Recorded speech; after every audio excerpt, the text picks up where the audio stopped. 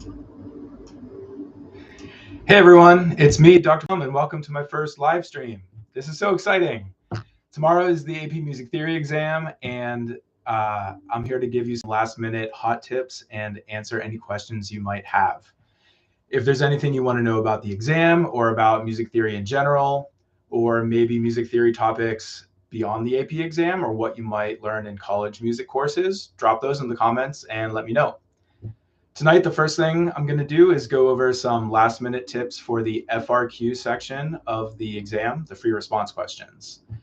We're not going to be learning anything new. We're just going to make sure that we understand how those questions work and what to expect. And I'll give you some of my tips to make everything easier. Okay, so I shared a document in the description of this video that you can take a look at it, and let me share that now so that we can all look at it together.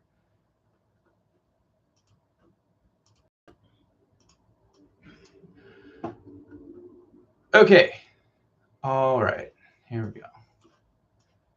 Okay, so the FRQs start off with melodic dictation, and so yeah, let's go through those. There's two questions.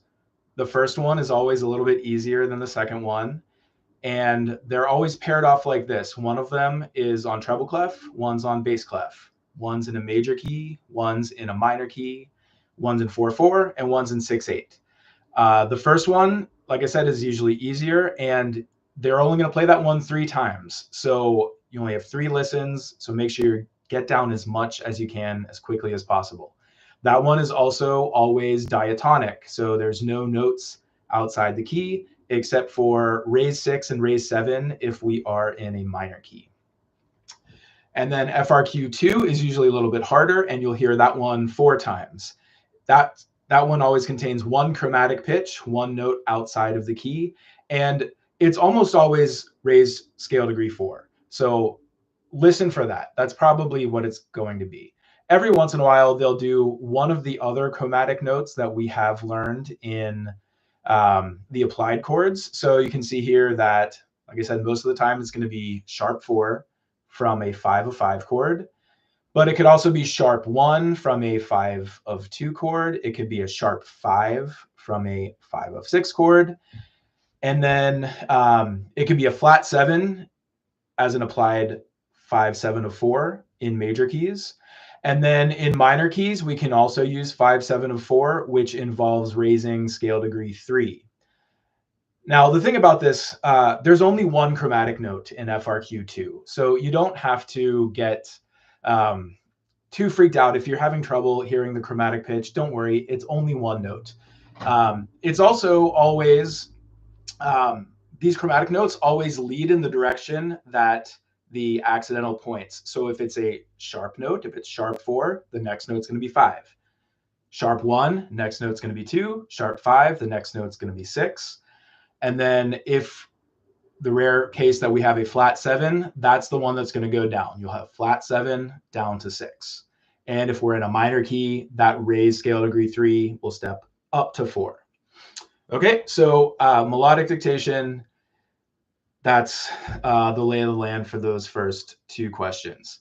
Now, for the strategy, if you have already practiced this many times, everybody I'm sure has their own strategies. The thing that I always recommend is we know what the last note is going to be. All of these melodies start and end on scale degree 1. So whatever the first note is, that is also the last note. And it's usually in the same octave. So if you see it, we're in E minor, it starts on E, it's going to end on E, probably in the same octave. Every once in a while, it will be in a different octave. So then in your first listening, you can pay attention to the ending and figure out if that last note is in the same octave as the first one, or if it's an octave higher or an octave lower. Another thing about melodic dictation is I think they don't trust you to write that many ledger lines. They never put that many ledger lines on this. It's usually like 1 ledger line below or above the staff max. So if you notice that you're writing an absurd number of ledger lines, we're probably in the wrong octave. Oh, and the last note. Okay, importantly as well, the last note, like I said, is always scale degree 1. It's also always half of the bar of whatever time signature you're in. So if you're in 4/4, that last note's a half note. If you're in 6/8, that last note is a dotted quarter. Every single time. It doesn't make sense to end on any other note rhythmically. They always end that way. And what else? And the range. So these also all stay within the range of an octave. It's always from do up to do, or from so up to sol with do in the middle. So that will be the whole range of it. If you've noticed that you're writing, like I said, like a whole bunch of ledger lines, or you span a really big amount of pitch space for some reason, we probably got off somewhere. Most of these melodies move mostly by step and stay within an octave. Okay. All right. So actually, let me now share. Let's look at an old FRQ. Let's look at some melodic dictations just to tell you, just to show you that what I'm saying is true. So just bear with me one sec. So let's share. All right, what are we doing?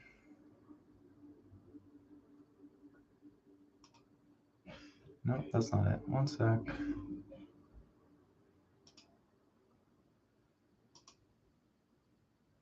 Okay, here we go. Oh, no, sorry. It's sharing the wrong thing again. 1 second.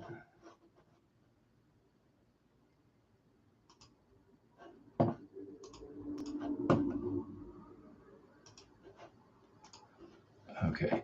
In the meantime, let me know if you have any questions about any specific music theory questions, about the exam, about music theory in general, or let me know which question you're most afraid of. Is it the part writing? Is it the harmonization? Is it the sight singing? I know a lot of people are freaked out about sight singing. The good news is you can fail the sight singing and still get a 5 on the test. So let me know in the comments what you're most nervous about while I bring this up. All right, 1 sec.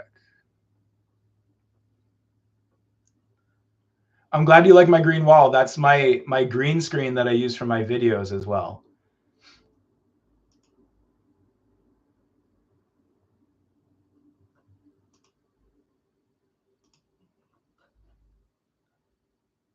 Harmonic dictation. Okay, good. So we'll go over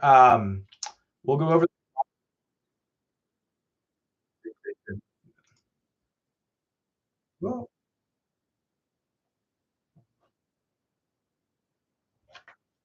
all right. Okay. Definitely most afraid of the sight singing, especially the minor one. Okay. MCQ vocabulary. Okay, we can review some vocabulary words as well. Okay. Let me bring up my document again. Sorry, I'm not sharing what I want to share with you, so we'll just go back to this. Okay. Um, So anyway, the melodic dictation, like I said, always starts and end on do. Make sure that you just write your last note first. That way, it gives you a little bit of it prevents you from freaking out in the middle of the dictation. If you see that last note as you're doing the dictation, you can still hopefully connect up to it. You can say, okay, I heard the last note, and I heard that it stepped down to do. So if I step down to do, then the previous note must be re. So write that last note. It'll help you get some of the last notes when otherwise you might just totally stop listening and like your brain shuts off and you don't even hear the end. If you can see the end, that'll prevent that from happening. Okay, so let's go on to harmonic dictation. Yeah, this does seem to be a lot of people's uh, biggest fear, the harmonic dictation. So the harmonic dictation, there are 24 points. 8 points for the right soprano notes, 8 points for the right bass notes, 8 notes, 8 points for the right Roman numerals.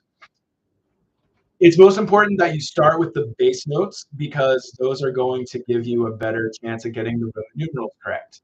And the biggest tip for this is that Again, we're going to listen for the final chord. That final chord is going to ring in your ears a little bit after you hear all of the notes, so all of the chords. So if the final chord feels final, then it's probably a one chord. If it feels not final, it should be a five chord. And if it feels surprising, then it should be a deceptive cadence. It should be a six chord. All of these harmonic dictations always end that way. So even though we have a lot of different chords to listen to, the final chord will always be a root position one, a root position five, or a root position six.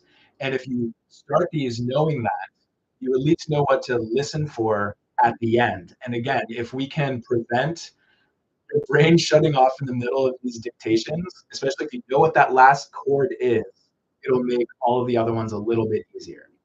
So um, again, for this pair of questions, harmonic dictation questions 3 and 4, one will be major, one will be minor, and these ones you don't need to worry about the um, the time signature and the rhythm.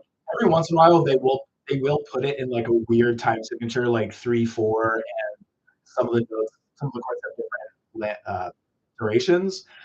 It's kind of annoying when they do that. It's easiest most of the time. It's just 8 quarter notes and then the whole note at the end, just 3 bars of 4/4, like that. But if you write the wrong rhythm, it doesn't matter. They're only looking for the pitch. And they play both of them 4 times.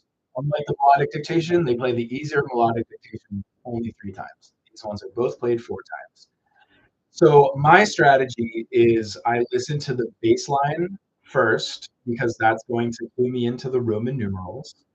And I listen for the last chord. I make sure I get that last chord. If it is 1, 5, or 6, it's only going to be one of those 3 chords.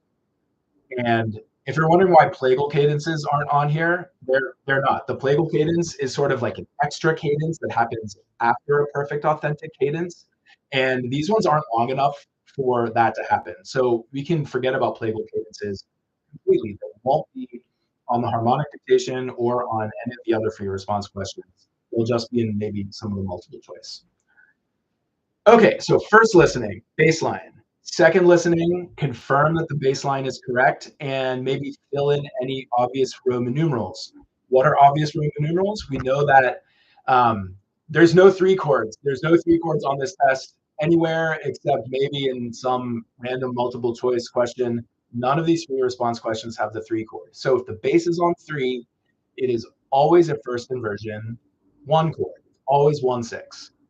And that is a super common chord. So if you have written scale degree 3, write a 1/6 chord under it. It'll almost always be right unless it's a what? Unless it's a 5/6/5 of 4 if it's an applied chord. But we'll talk about that a little bit later. Okay, so first listening, bass line, second listening, bass line and Roman numerals.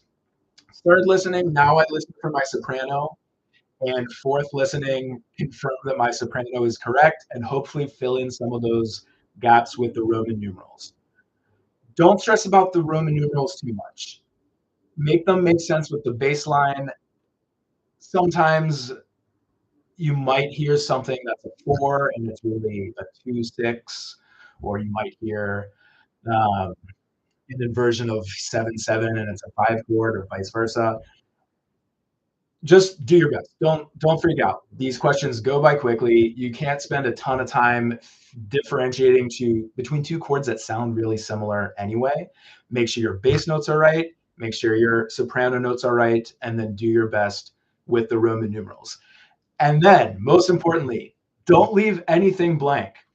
There's 24 blanks in this. There's no reason to leave any of them blank. If you have literally no idea, what I would probably do is just write scale degree 5 on every bass note, scale degree 5 on every soprano note, and Roman numeral 5 on every Roman numeral. And that is going to get a couple points because we're going to have some scale degree 5 somewhere.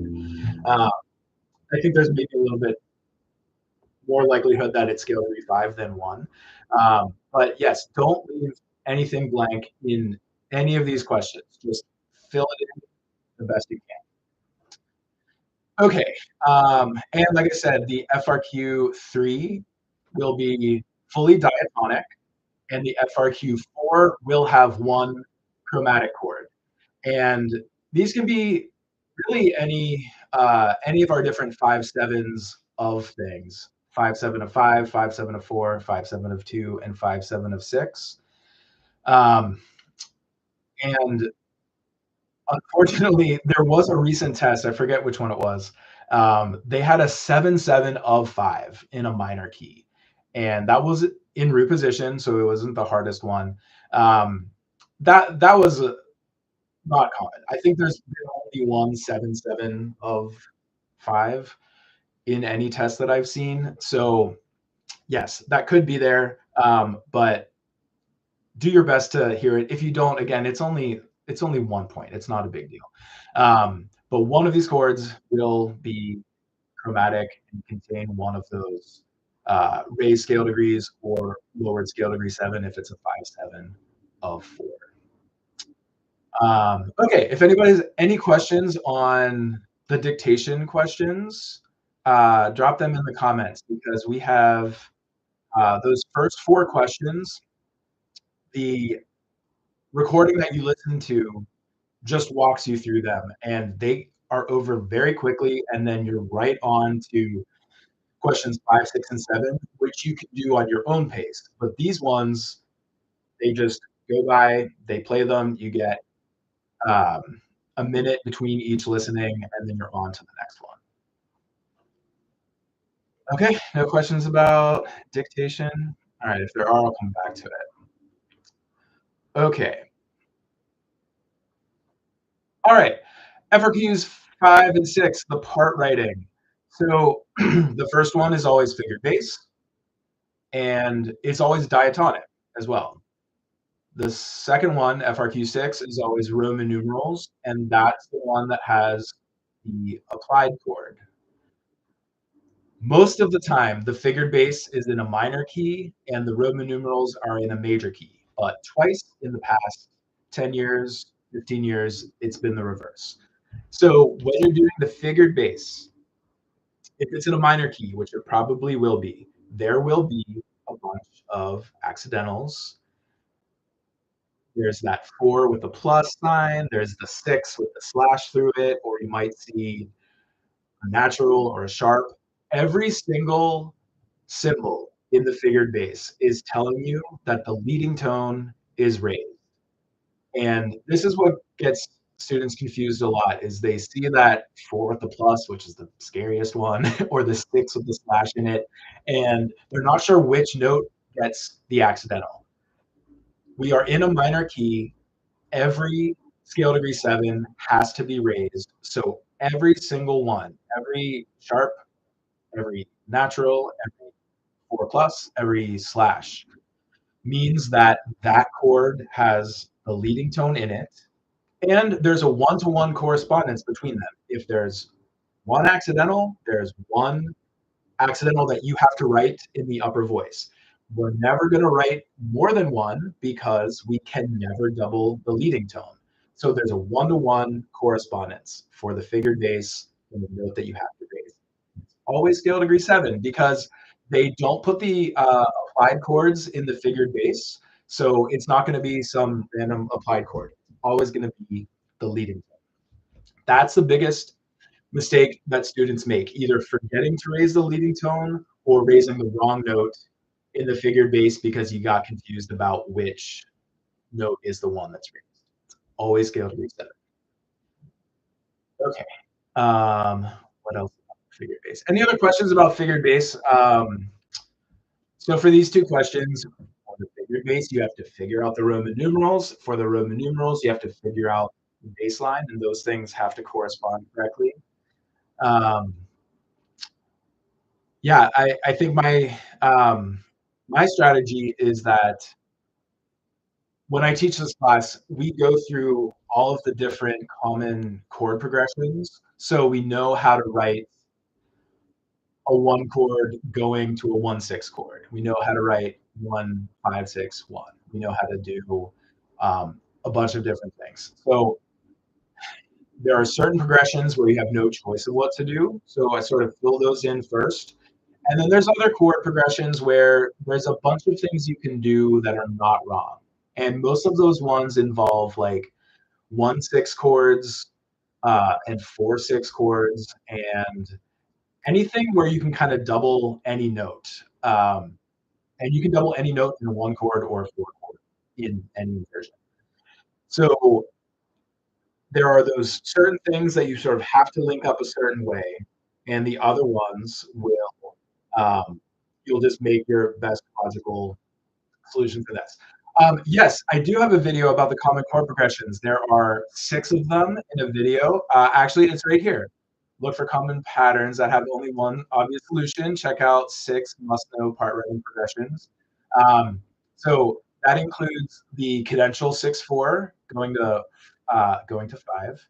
It includes the Phrygian half cadence, which is the hardest one. If you still don't know how to do a Phrygian half cadence, watch this video. Um, there's only 2 correct ways to do it. So if you know how to fill in all the right things, then there's just one choice you have to make. What else? Authentic cadences, so 5/1. Those are going to be on there, and the this thing where you go, the bass goes 1, 2, 3, and the first chord is a 1 chord, the last chord is a 1/6 chord, and the one in between is either 5/6/4, 5/4/3, or 7/6. Anyway, yes, watch that video. Those are the 6 most common chord progressions. There's a couple other common ones on there that I didn't put, like um, anytime you connect 1 to 5/6 and back to 1. The bass is just going to go do, ti, do, and you're going to go from 1 chord to a 5 chord to a 1 chord. That is also on there a lot. Okay, so all right, let's look at what else I have here. Oh yeah, so the most important thing is that the notes have to be correct in the chord, or you don't get any points. So if you don't raise the leading tone, that counts as a wrong note, and you don't get any points for that chord or any of the voice leading into it or out of it. So make sure that your chords are spelled correctly. And the common mistakes that students make are, like I said, forgetting to raise the leading tone. Every single 5 chord and every single 7 chord will contain exactly one leading tone, and that's it. The other thing is a lot of times students will forget to put the 7th on a 7th chord, or they'll add a 7th to something that's not a 7th chord. And I actually see this most commonly between the 5/6 chord and the 5/6/5 chord. So this first inversion with the bass on the third. Sometimes if it's a 6/5, students will leave the 7th off, and if it's a 6th, they'll just add a 7th. Um, that doesn't belong there, and those are considered wrong. Even if you're writing real music and you decide to add a 7th to it because you want to put a 7th there, that's not what they're asking. They're asking for you to complete this progression. So if you add a 7th, it is wrong. And then, like I said, raising the wrong pitch for the leading tone or a chromatic note. So make sure we know which one that is. And if it's in minor, like I said, it's always the leading tone. It's always scale degree 7.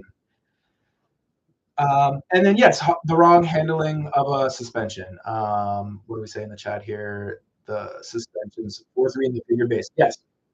Okay. So the wrong handling of a suspension.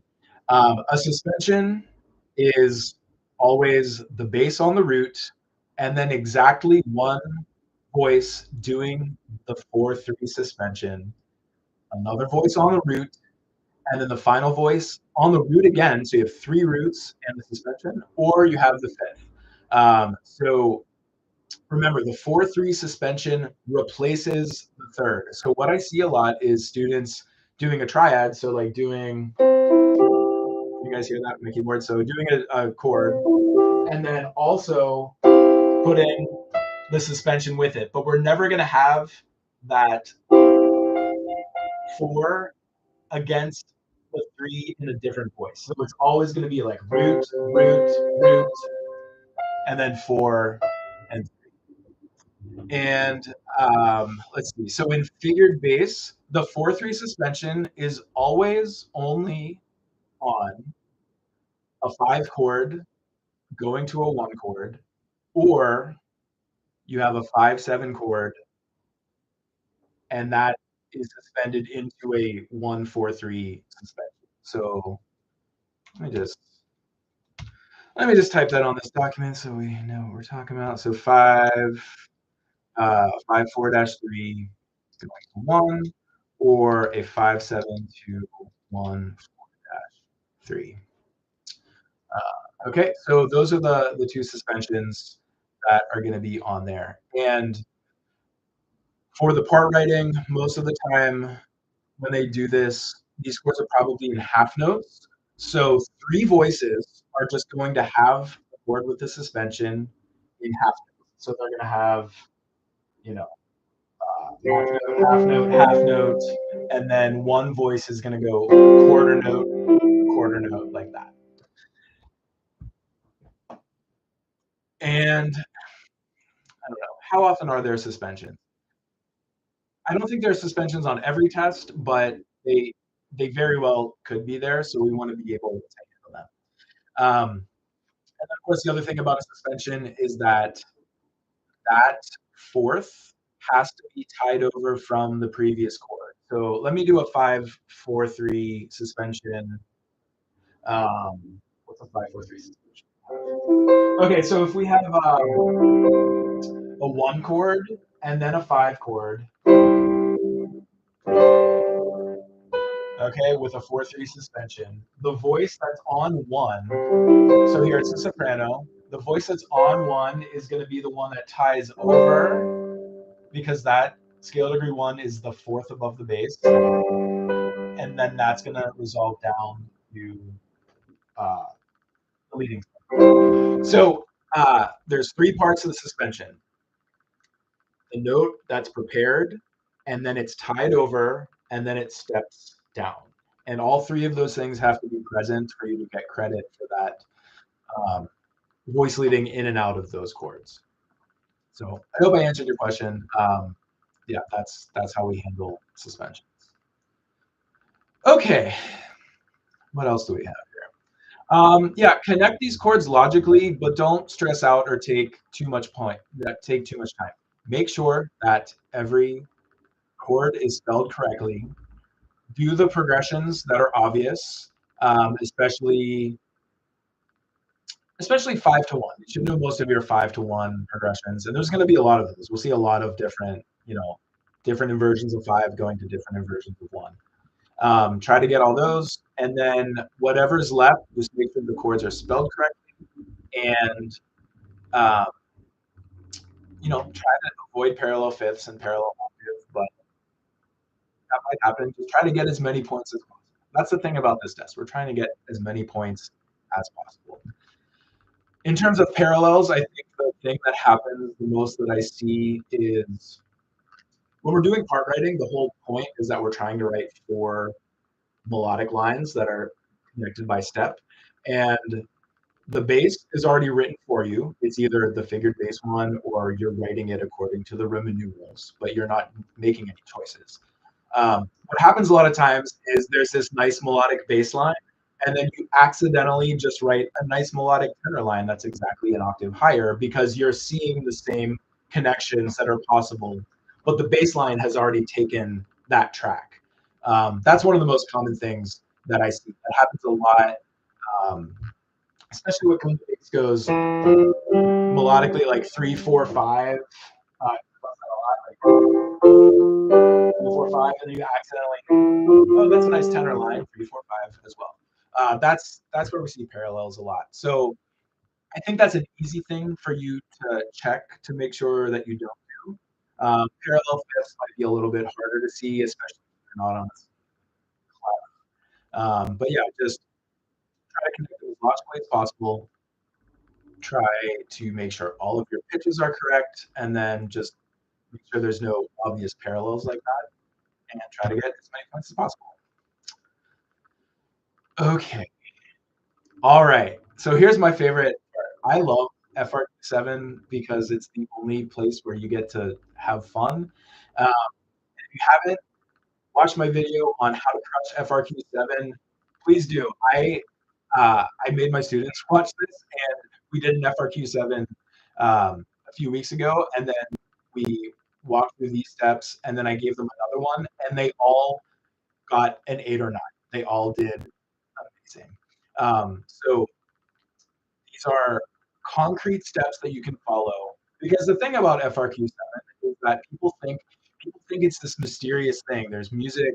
How do we write a musical line that makes sense? Like, how do I get that bonus point? Is it, I have to be born with amazing musical talent? No, you can figure it out. And the way to do it is to write stepwise, contrary motion between the two parts, and hopefully try to have two different rhythms somewhere in the piece as much as possible.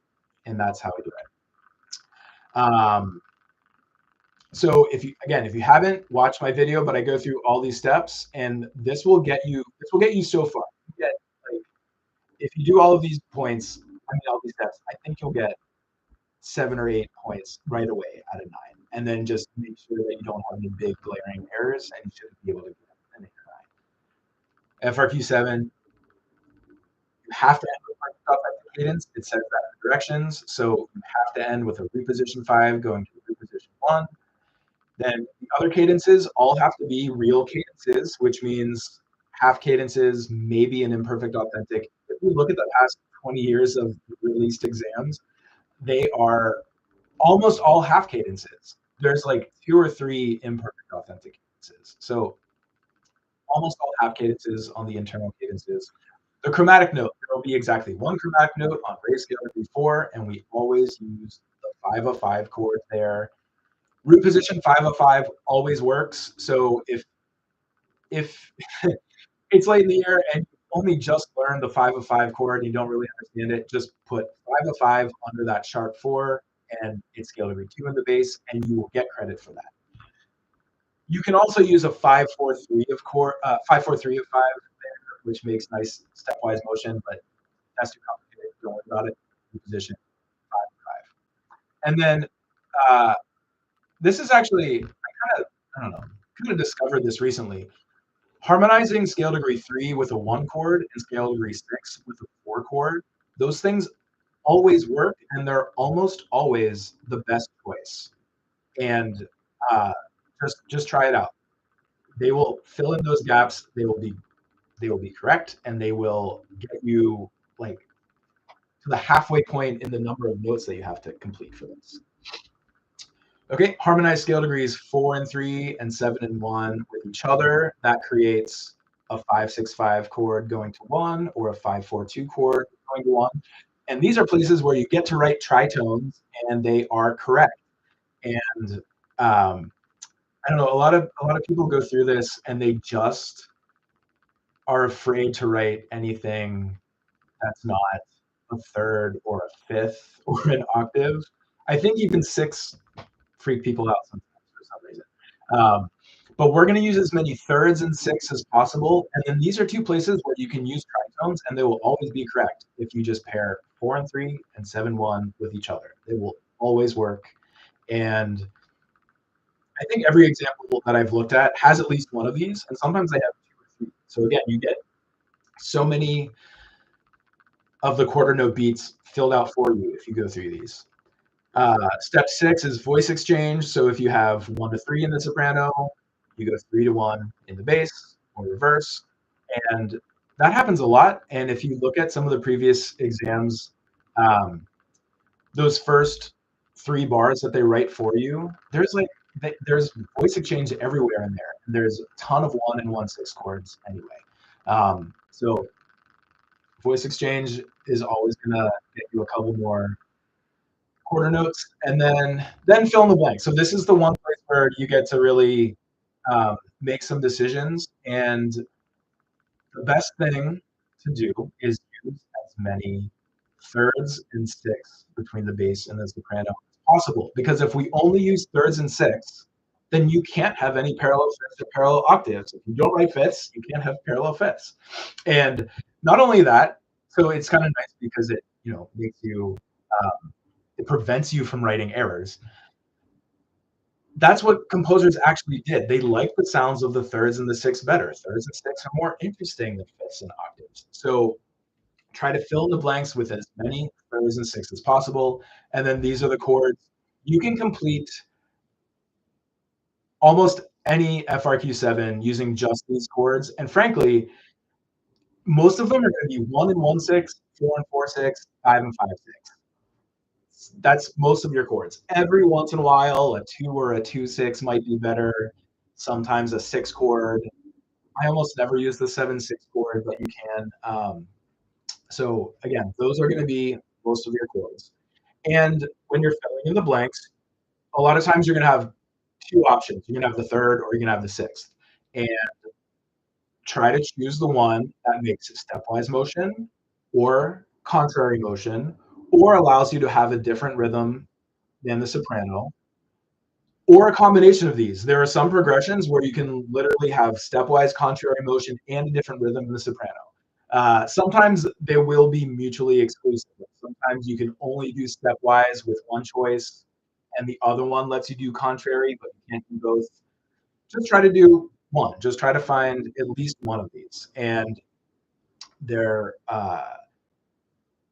given all the other steps that we did, we will have stepwise motion. We will have contrary motion. We will have different rhythms in the soprano and the bass throughout.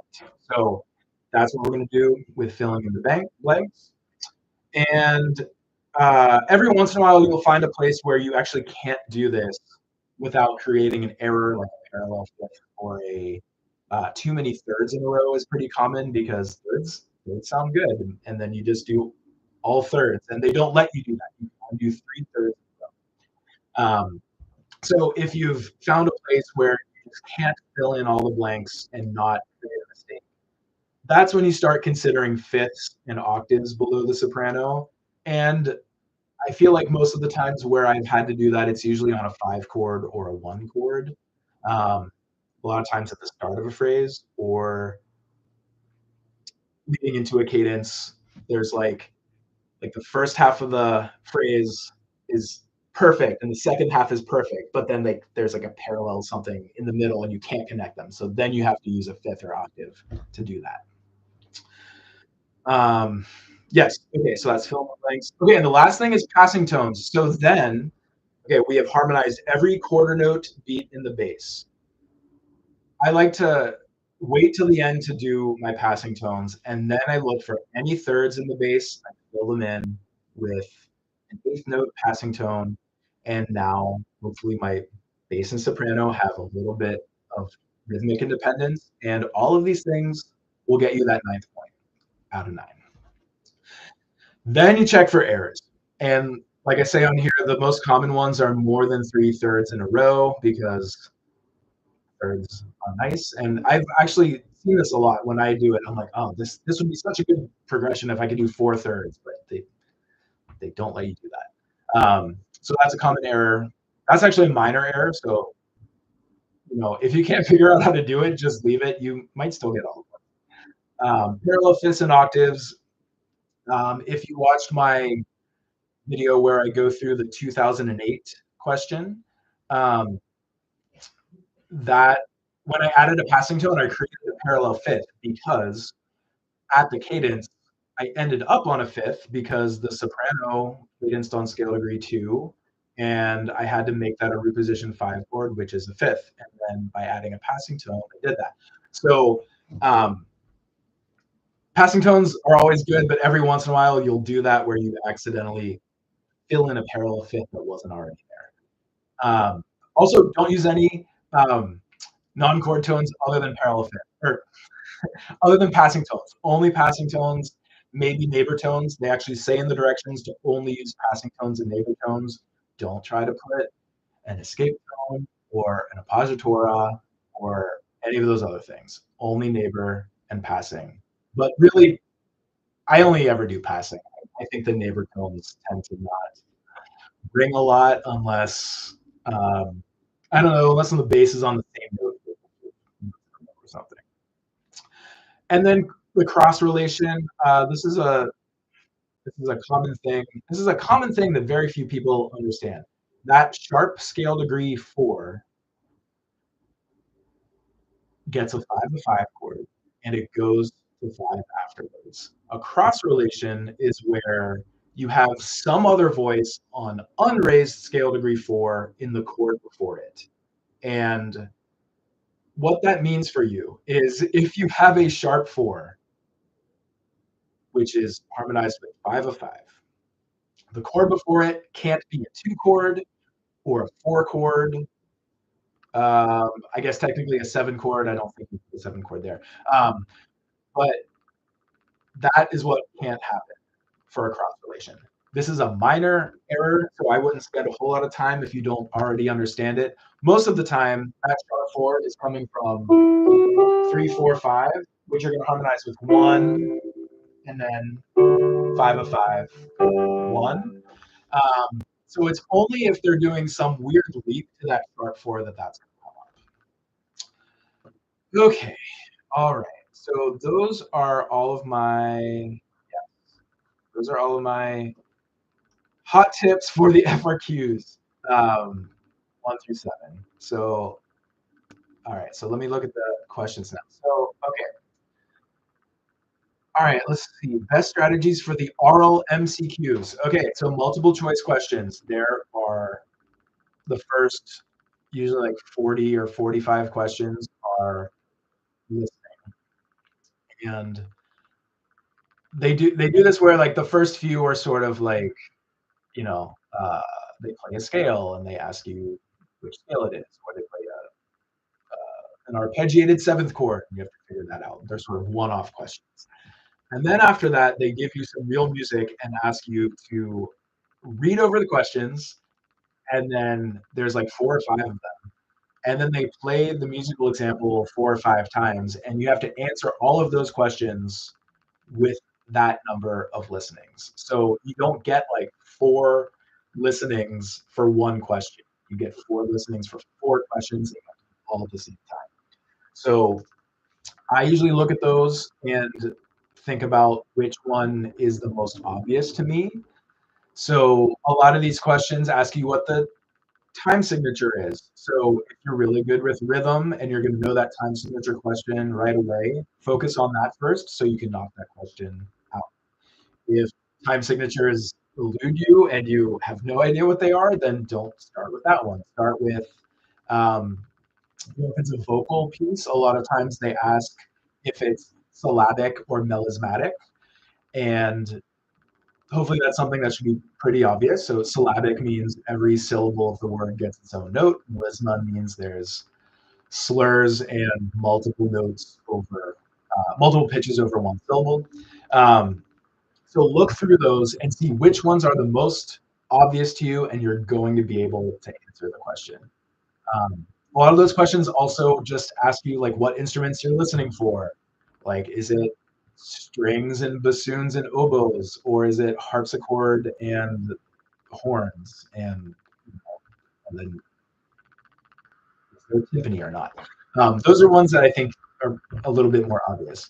Some of those multiple choice oral questions are hard and not good. We did the 2022 listening questions recently in class, and there was one that was just so hard to figure out. So some of these questions are going to be hard. Just focus on the ones that you are sure about, and then the other ones eliminate any clearly wrong multiple choice questions, multiple choice answers, and then do your best. Just again, we're trying to get as many points as possible. Okay, multiple choice. Efficiently detect voice leading errors. So I would start with the most the egregious errors, the ones that you lose 2 points for, which are the parallel fifths, parallel octaves, leaping tritone when you're in minor, moving in augmented second from scale degree 6 to the leading tone. Those are the most important ones. So I guess let's see tips for detecting the errors.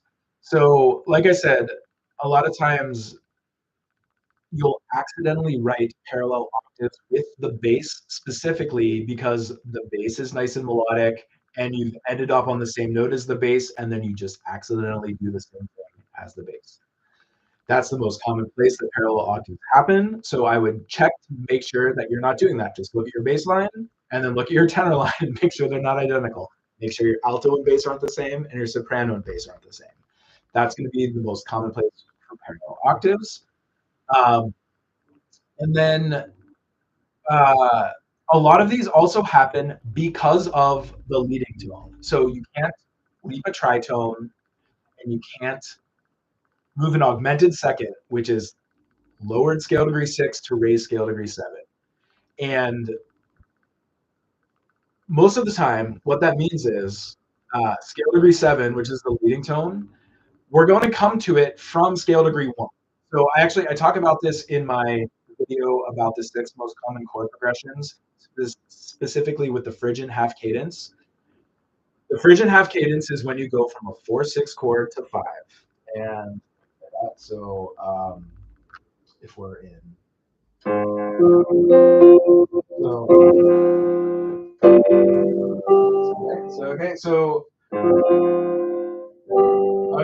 So the 5 chord has the leading tone in it, and you can't get there from scale degree 6, or you have an augmented second. You can't get there from scale degree 4, or you have a tritone. You can only get there from scale degree 1. And most of the time, in any chord progression, not just 4/6 to 5, but anytime that there's a leading tone, probably the voice that's on 1 is the only one that can really get to the leading tone safely. So I think the most common thing that people do is accidentally do the augmented second from flat 6 to raised 7 because it doesn't look wrong. It looks stepwise, but it's not an augmented second. So if you can remember that your leading tone is going to be approached from scale degree 1 most of the time, hopefully that will avoid some of those illegal jumps that you're not allowed to do. Okay, so it's scale degree 1 to 7. Oh yeah. Okay, this is a hot tip when you're doing part writing in general. The bass line is written for you. The soprano is usually somewhat melodic, and one voice is almost always gonna just stay on 5 almost the whole time, and the other voice is almost always gonna stay on 1 the whole time. If we look at these part writing questions, it's almost always an alto line. That's an alto line, and then the tenor line just hanging around 5 and hanging around 1. And if you're jumping a lot more than that, if there's not a voice that's just sort of like only on 5 and maybe going to 4 and 6, and then one that's only on and mainly to 7 and 2, then you've probably gotten off somewhere. So that's my tip for part writing. Okay. Strategies for voice leading online. How many people are taking the test online? I thought everybody was taking it on paper. It's one of the few tests that's still on paper until they are able to make it all online. Okay, if anybody else is taking it online, let me know because I don't, yeah, I didn't know that. Okay, what else is scale degree? Okay, so Newt, if we're talking about the FRQ7 and it's 4 in the soprano with a 5/7 chord work, yes, you can use a 5/7, a root position 5/7 under scale degree 4, but only if that scale degree 4 is going down to 3, because if we're making a 5/7 chord, that has to resolve 4 to 3. So if you have scale degree 4 going to 3, you can use a root position. I like to harmonize 4/3 with 7/1 in the bass. That way you have 5/6/5 go to 1 and using the tritone. But yes, 5/7 under scale degree 4 creates the interval of 7th, and you can totally use a 7th as long as it is a correctly resolved 7th chord. Okay. Okay. Periods, contrasting periods, and double periods. Okay. So contrasting and parallel periods. Okay. This is hopefully not going to come up on many questions, but if it does, it comes up only on the multiple choice. A period is when you have two phrases and they are paired in such a way that uh, so I forget all the terminology. Okay, uh, two phrases. The last one ends with a final cadence, so usually perfect authentic. And the first one ends with a less final cadence, usually a half cadence, sometimes perfect authentic. Contrasting means that you have two phrases that are unrelated, and so like the music's totally different between the two. Parallel periods, the music starts off the same way each time. So you have a phrase that starts and then it ends on a half cadence, and then the music starts over with the same stuff that happened at the beginning, but this time the last couple bars are changed so that you can cadence on a one chord.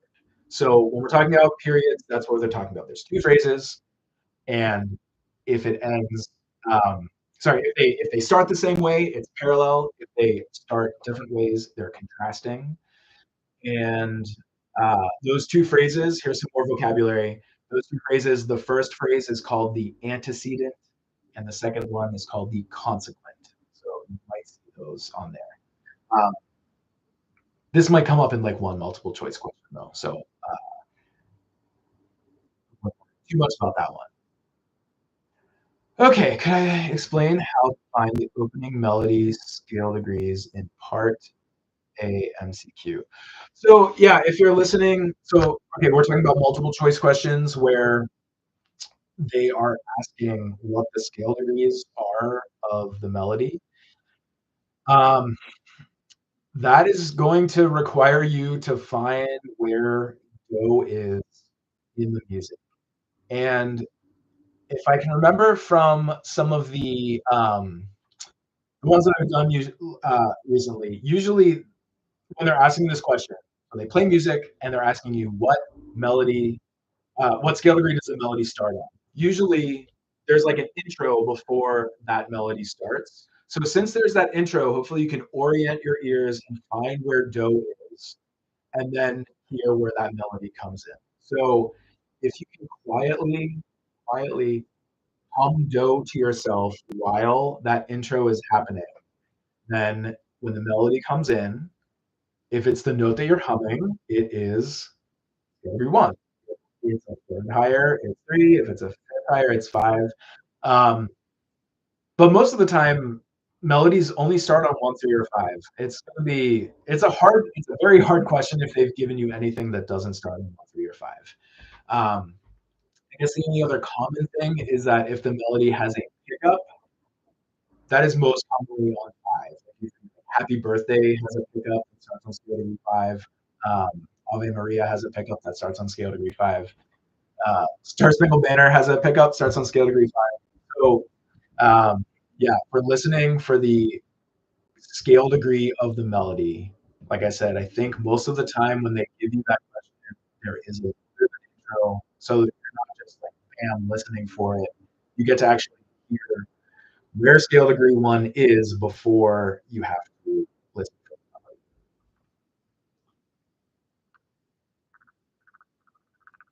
It can be invalidated for caught humming. Yeah, don't if you make any utterance, just do it as quietly as possible. Um, you're not distracting the other people around us or yourself. Just you want to feel it, like feel it in your body. You want to feel dough in your body. Um, so yes, do not make any noises. Just very quiet. Okay, let's see. All right, are there any other questions about the exam or about music theory in general? A lot of people who take music theory are going to go to college for music.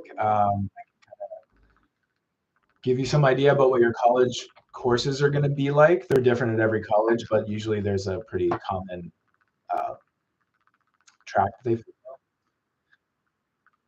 Let's see. Uh, and yeah, what else are people afraid of about the test? Is what about sight singing? And we haven't talked about sight singing much. Have you guys practiced sight singing the way that it's going to be on the test, where they hand you the music and you only have 75 seconds to practice and 30 seconds to make a recording? Um, so if you want to practice sight singing, of course, there's all of the previous exams. The sight singing and the melodic dictation are always like the exact same types of questions. So one sight singing will be in a major key, one will be in a minor key. One will be in 6/8, one will be in 4/4, one will have a chromatic note, one will not have a chromatic note, and one will be on bass clef, one will be on treble clef. That'll always be true in different combinations. And for sight singing, they're all mostly stepwise. They are, if you look through it, there are going to be a few jumps, and most of those jumps. Here's the other thing: most of the jumps are jumping to do, or they're jumping to scale degree 5. They're jumping to sol, and most of the other things are just going to be moving by step, maybe a third. And then if it's a hard question, they might make you jump a tritone or a sixth. But if they're doing that, it's always you're in a minor key and you're jumping down to the leading tone and then stepping back up.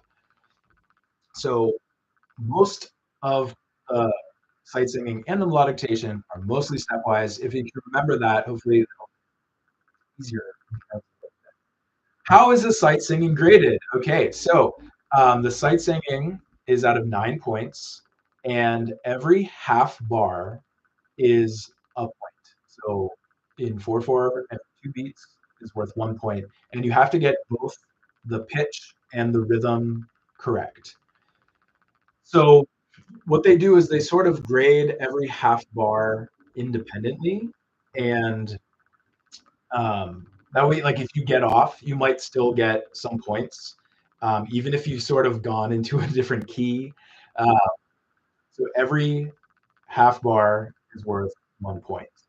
If you sing it through correctly the first time and make no errors, then you get 9 points. If you sing it twice, you make a mistake the first time, but you get it perfect the second time, I still think that's only 8 out of 9.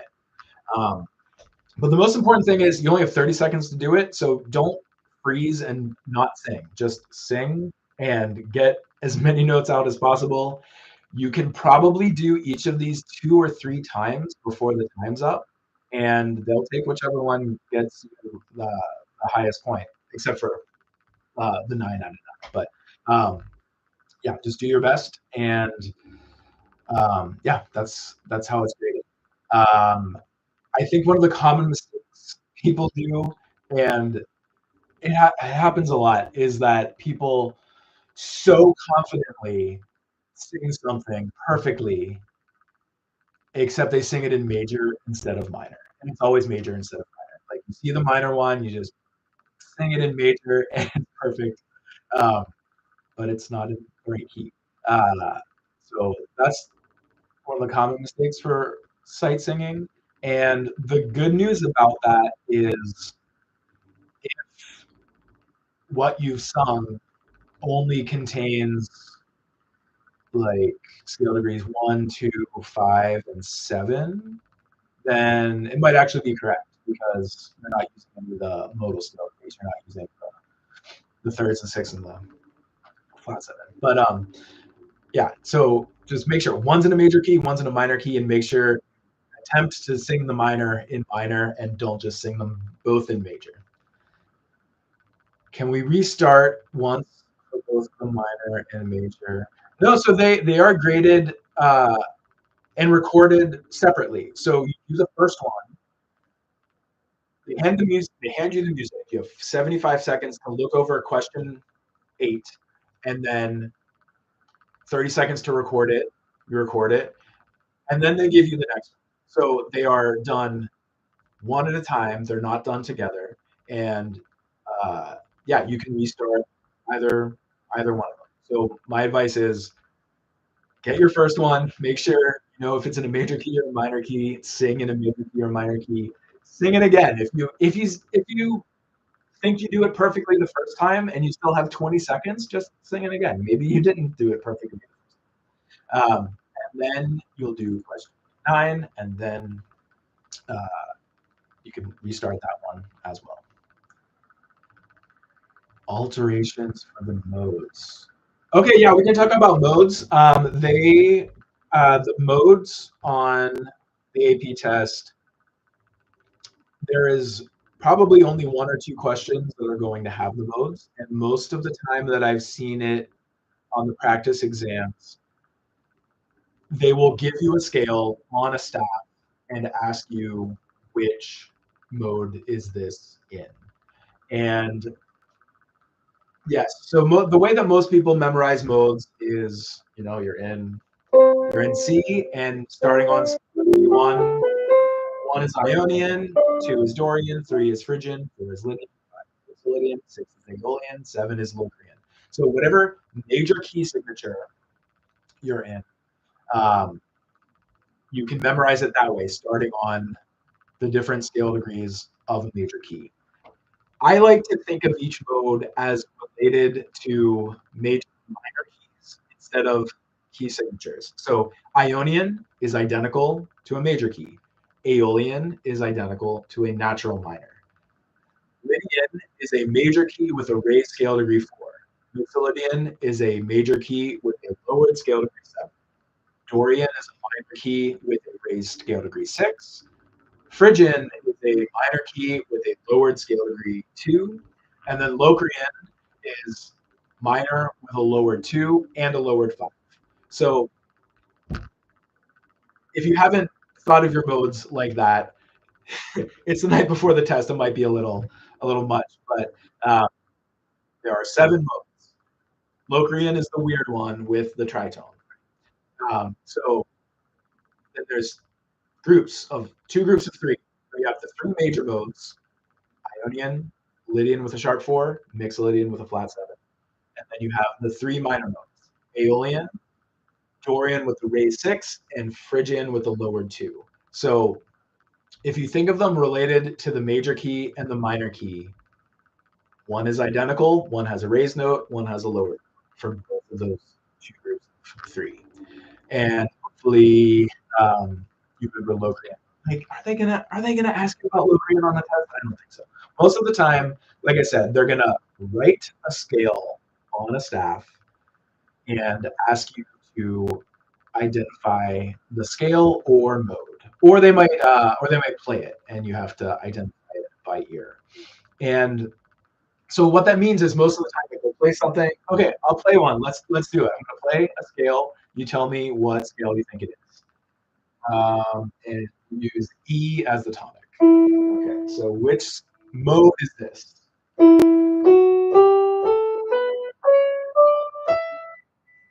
Okay, so that's how it's gonna happen, and they'll play it a couple times.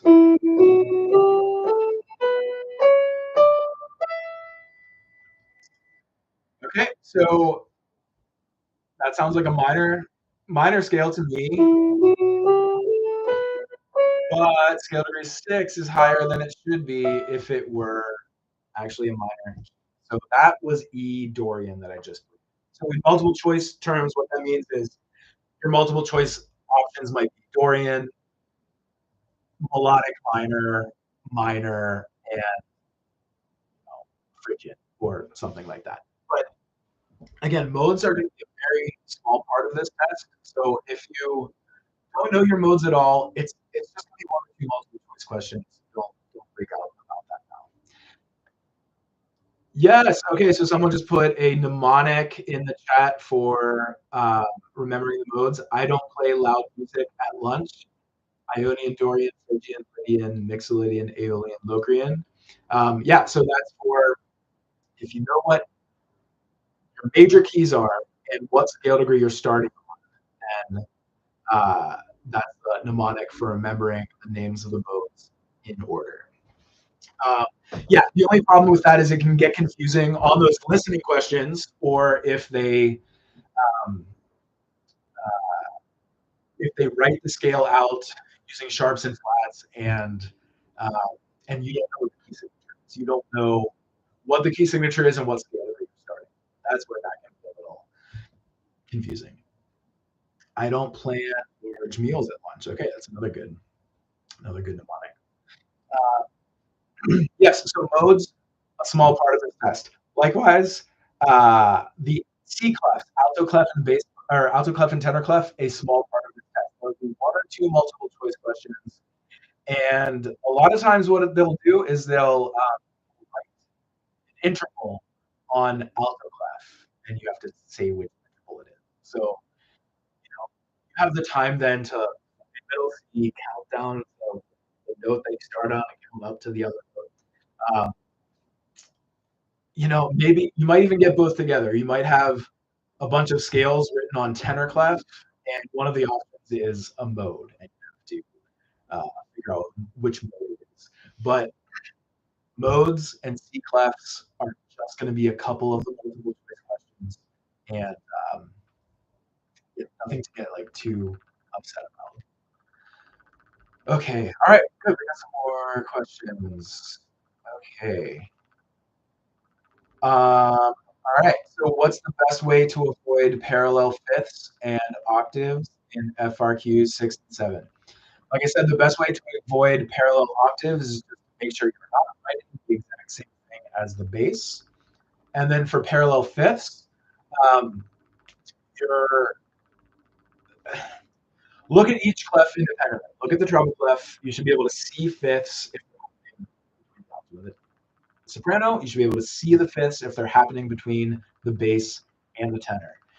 Um, okay, under what circumstances might you accidentally write parallel fifths? The most commonplace is anytime the two Roman numerals are a step apart. Anytime you go from 4 to 5.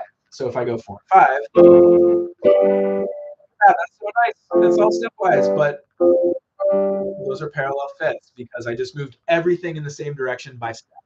So the places that this happens is anytime you have any one chord to any two chord, any four chord to any five chord, and 5 to 6 or 6 to 5. Those two chords can go back and forth between each other. That's the most common place you're going to have those or you might have parallel fifths or parallel because it's just so easy. It's just so nice. It's stepwise, but it's not the right thing. So I would go through and when I'm doing my part writing, just check, okay, do I have a 4 to 5? Do I have a 1 to 2? Do I have a 5 to 6? Do I have a 6 to 5? Any of those. Then check for your possible parallel fifths and octaves, parallel octaves. Those are the places it's going to happen. The other places that it might happen, you're probably doing something else weird. So if I'm going like from a 5 chord to a 1 chord, if I'm going the only way I'm going to have parallel fifths is if the tenor or the alto is also jumping a fifth, and we don't want to jump fifths. We want to move all voices as stepwise as possible. So if we are making sure that all of our soprano, alto, and tenor are moving by step as much as possible, that should help you avoid parallel fifths or octaves in the other chord progressions that don't involve moving by step. When the chords move by third, like going from 1 to 6 or 6 to 4 or 4 to 2, um, you could accidentally write parallel fifths and parallel octaves there. But again, if you're moving everything as little as possible, then that's not going to happen because for instance, when we connect 1 to 6, do it in G major from 1 to 6. You have two common tones. G and B are in both chords, and then the bass moves, and then the other voice just moves up by step, and that is fully stepwise. And the only place that you would move by parallel fifths or parallel octaves is if you're not moving by step and you're doing something with the moving bass. So if we can remember to use as much stepwise motion as possible, but when the chords are a step apart, that's where we look for parallel fifths and parallel octaves. I think that'll help you prevent those. Okay. All right. What else do we have here? If you can't read alto, that's fine. There's going to be one or two questions on alto. You're never going to have to sight sing on alto or tenor clef. So well, you don't have to worry about that. Okay. What else?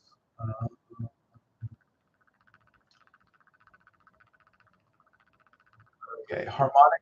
Okay. So I went over the harmonic dictation earlier in the live chat. Um, when I stop this, you can go back and rewatch that. It's towards the beginning. But harmonic dictation, the most important thing is you have 4 listenings.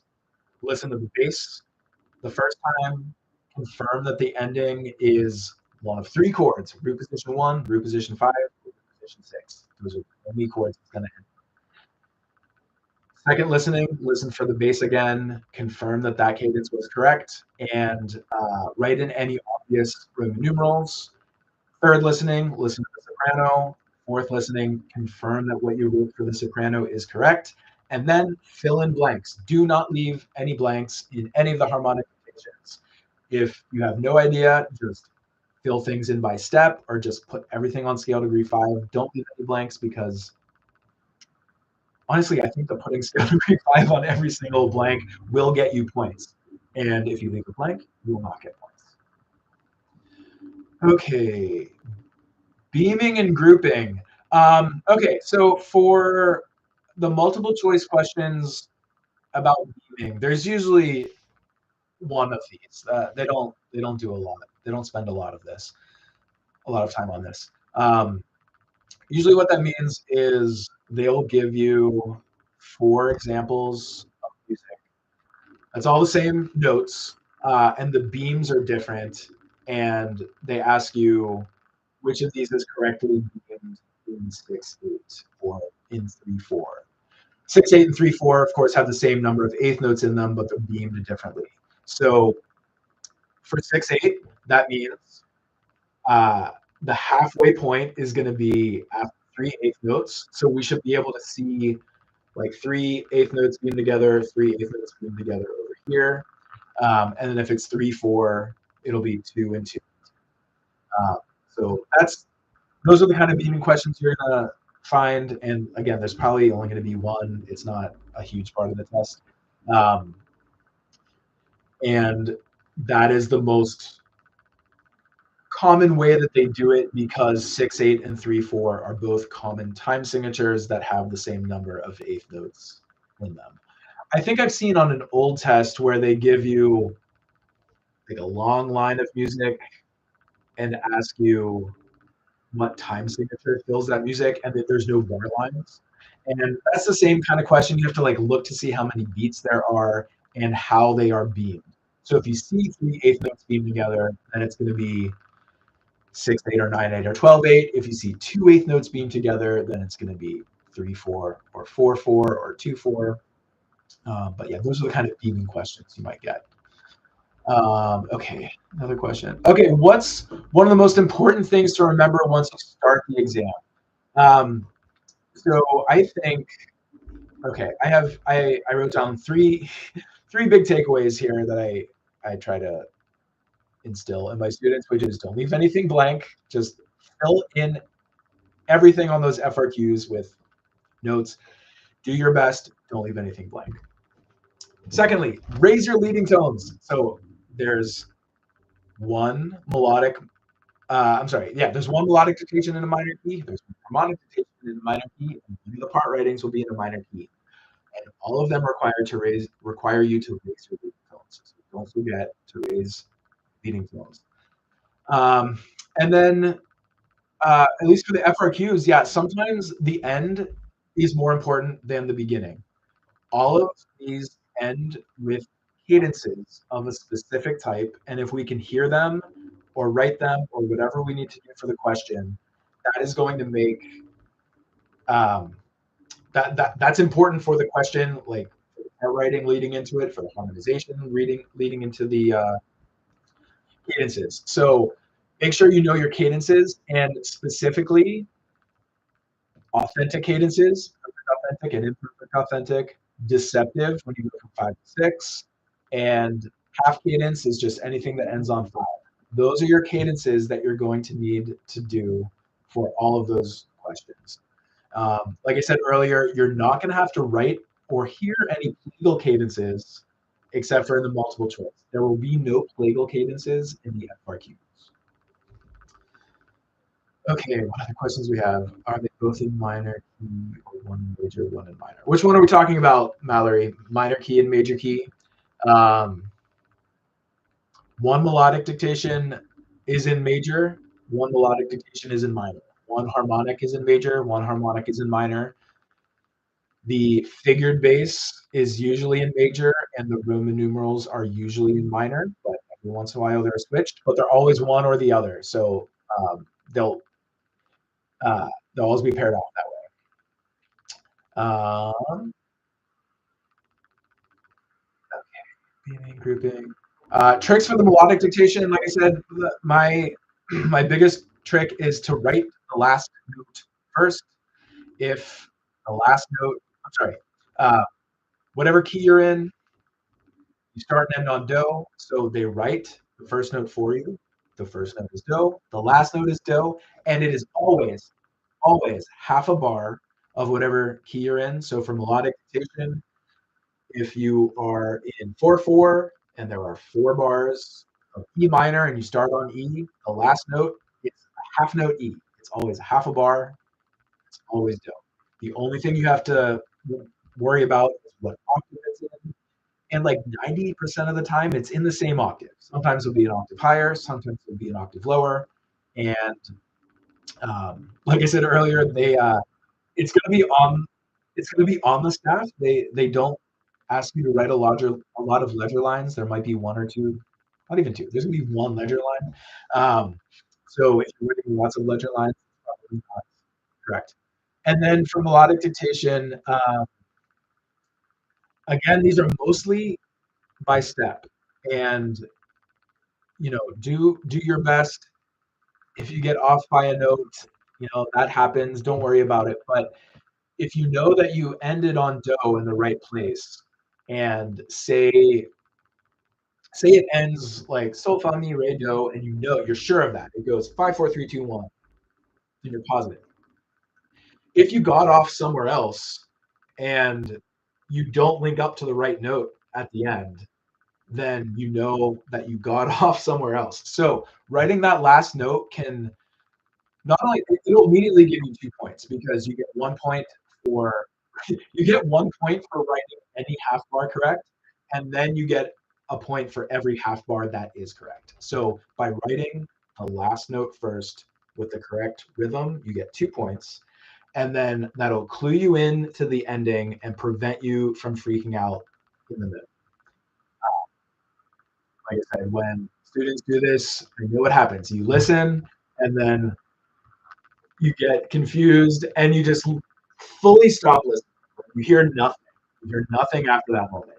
If you have written the final note, then you can at least look at that final note while you're freaking out and make sure that it's right. And then maybe you also hear the note before it, or like the next 2 notes before it. Um, so that's my big tip for melodic dictation. Okay. All right, guys. I think we're gonna wrap up soon here. So, any other questions about the exam, about music theory, about what you're doing after the exam? Um, I know a lot of teachers end up doing um, composition projects, or like making you write 4-part chorales, or making you write 4-part chorales, but letting you read the rules and things like that. Um, and yeah, I don't know. Any other questions? Let me know in the comments.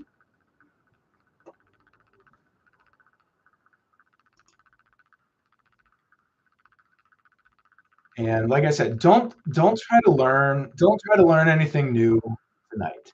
Just focus on being able to execute these questions, these FRQ questions, with a good strategy. And the strategy that always helps is to melodic dictation and the harmonic dictation. The end is very important. And if you don't space out and you pay attention to the end, that'll help you a lot. Other tips for harmonic dictation. Actually, so while we're doing this, if anybody has any tips of their own that have helped them for any FRQs or multiple choice questions, drop those in the chat too. Okay, so yeah, I've gone over tips for harmonic dictation. So you can rewatch this live stream when we're done, but um, you only get to hear it 4 times, and then they move on. So first time, listen to the bass note. Second time, confirm that your bass notes are correct and try to get some of the Roman numerals correct. Third time, listen to the soprano. Fourth time, confirm that what you wrote for the soprano is correct. If it's in a minor key, students still do this all the time. Just completely forget to raise their leading tones. They know it's in minor. They write a bunch of minor 1 chords. They write major 5 chords, and they forget to write that accidental on the bass note or the soprano note that has the raised leading tone there. So remember, every single 5 chord and every single 7 chord that you will write in any of the FRQs, there will be exactly 1 leading tone that you have to write. On the harmonic dictation, it's possible that that leading tone is not in the bass or the soprano, but a lot of times it will be. Actually, that's a good point. So, okay, here's a question. Answer in the chat if you know the answer. What bass note? I'm sorry. What Roman numeral has the bass note on the leading tone? What Roman numeral chord has a bass note that uses the leading tone? So for that one, this is going to come up in if the Roman numeral section, if FRQ 6 is in a minor key, which it rarely is, but sometimes it is. If you see this chord, okay, all right, Max Johnson, you got it. So a 5-6-5 chord or a 5-6 chord, both of those have the bass on the leading tone. If the Roman numeral section has a 5-6-5, you have to write a leading tone on the bass. And there's nothing in that Roman numeral telling you that there's a leading tone. It's not obvious, except for the fact that it's a major 5 chord. All of our 5 chords will be major. And if we just remember that every single 5 chord, every single 7 chord that we see on this test is going to require the leading tone, then you'll need to write that there. And this is also in the harmonic dictation. I feel like the harmonic dictation in the minor key one, they like to use the 5-6 or the 5-6-5 chord a lot because that has the bass on the leading tone. I feel like I've seen it there a lot. So that's I don't know, thing to not forget. How much percent do you need to get a 5 on the exam? So this is actually variable every year because they understand that the questions and the difficulty can change. But normally it's about 70%. So around 70% or higher is a 5. So that's a lot. Again, so the whole point here is that we're trying to get as many points as possible, and some of the questions are going to be hard. Some of the questions are some of the multiple choice in particular. Some of the listening ones are just going to be very hard to hear. Don't worry about it. You can miss 70. I'm sorry, you can miss 30% of the questions and still get a 5. A 4, I think, is usually somewhere around like 60%, and then a 3 is somewhere a little below 50%. So pass you can pass this test with a 50%, which is really funny. But the way that it's graded, that is how it is curved. Okay. Oh, okay. Oh, a seven. Okay, so somebody said a seven diminished chord. Yeah. So, oh, Max, you also said seven diminished. Yeah. Okay, so the seven chord. Let's just talk about it real quick. The seven chord on the AP test in a major key, is only going to be in first inversion. You're only ever going to see a 7/6. You will never see a root position 7 triad on the AP test. And this is because that tritone in the 7 chord is against the bass, and in a 7/6 chord, the tritone is in the upper voices, and there's no tritone against the bass. So composers actually, they're like, oh, there's a sixth above the bass, and there's a third above the bass. Those are both consonant with the bass. It doesn't matter that they're dissonant with each other. So in a major key, we're only going to see a first inversion 7 diminished chord. In a minor key, you can see a root position 7/7 with all four notes in it like that. And the 7/7 chord we can also see in first inversion and second inversion. Um, I have never seen a 7/4/2 on the AP test. It does exist in real music, but they're not going to put it on the AP test. So yeah, seven. I feel like that's something that happens a lot. Actually, on the FRQ7, so the harmonization. If you look at the guidelines, it specifically says if you wrote a seven chord in root position and it goes to any chord that's not one, that's an egregious error. And if you wrote a seven chord in root position and it does go to one, that's a minor. So no matter what you do with a root position seven chord on the FRQ7, it's an error of some kind. So you don't need to use any seven chord on any FRQ7. Sometimes it's an option. Um, but yeah, the seven chord I feel like is misused and misunderstood. It is um, it is rare and it is never used in root position as a triad, only as a seventh chord. Okay, for part writing FRQ questions, do points get taken off if the Roman numeral qualities are missing? No. So this is interesting. There are different ways of teaching music theory, and there is one school of music theory where all Roman numerals, they only use capital. They actually don't differentiate uppercase and lowercase. So on the test, the way that it's graded, they do not take that into consideration. So I think it's a good learning tool to know whether a chord is major or minor, but it doesn't matter if you write a lowercase 4 or uppercase 4 or 5 or anything on that figured bass question where you have to write the Roman numerals. They do not take points off for case or for quality if you put a diminished symbol or a half diminished symbol. Um, it doesn't matter because they're not worried about that. They just want the number of the Roman numerals. Okay, all right. What else?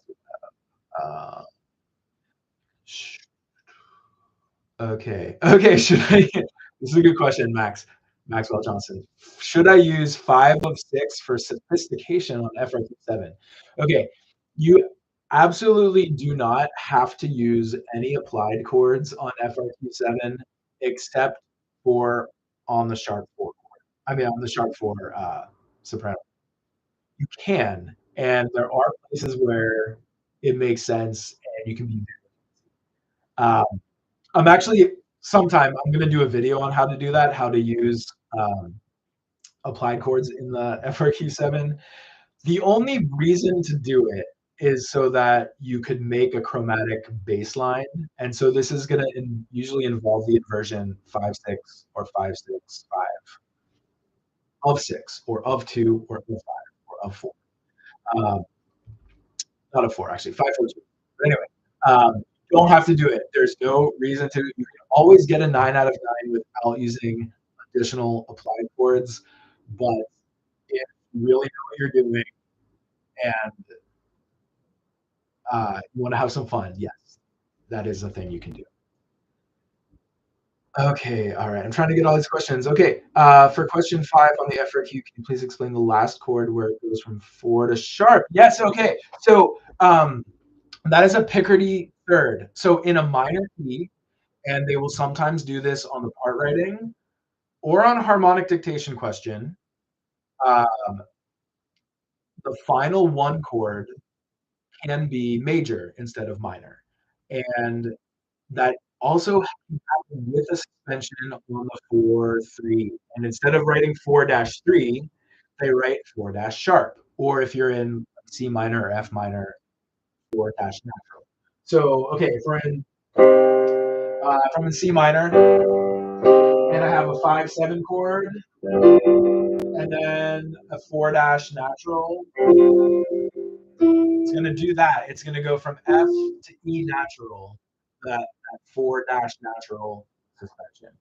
Okay, so that you could see a Picardy third there as a suspension, or just as a major one chord, or if the final one figured bass just has a sharp or a natural underneath it, that's a Picardy third. And if we don't know that terminology, Picardy third just means when we're in a minor key and we end with a major one chord instead of a minor one chord. Okay, all right. More questions. Okay, leading tone.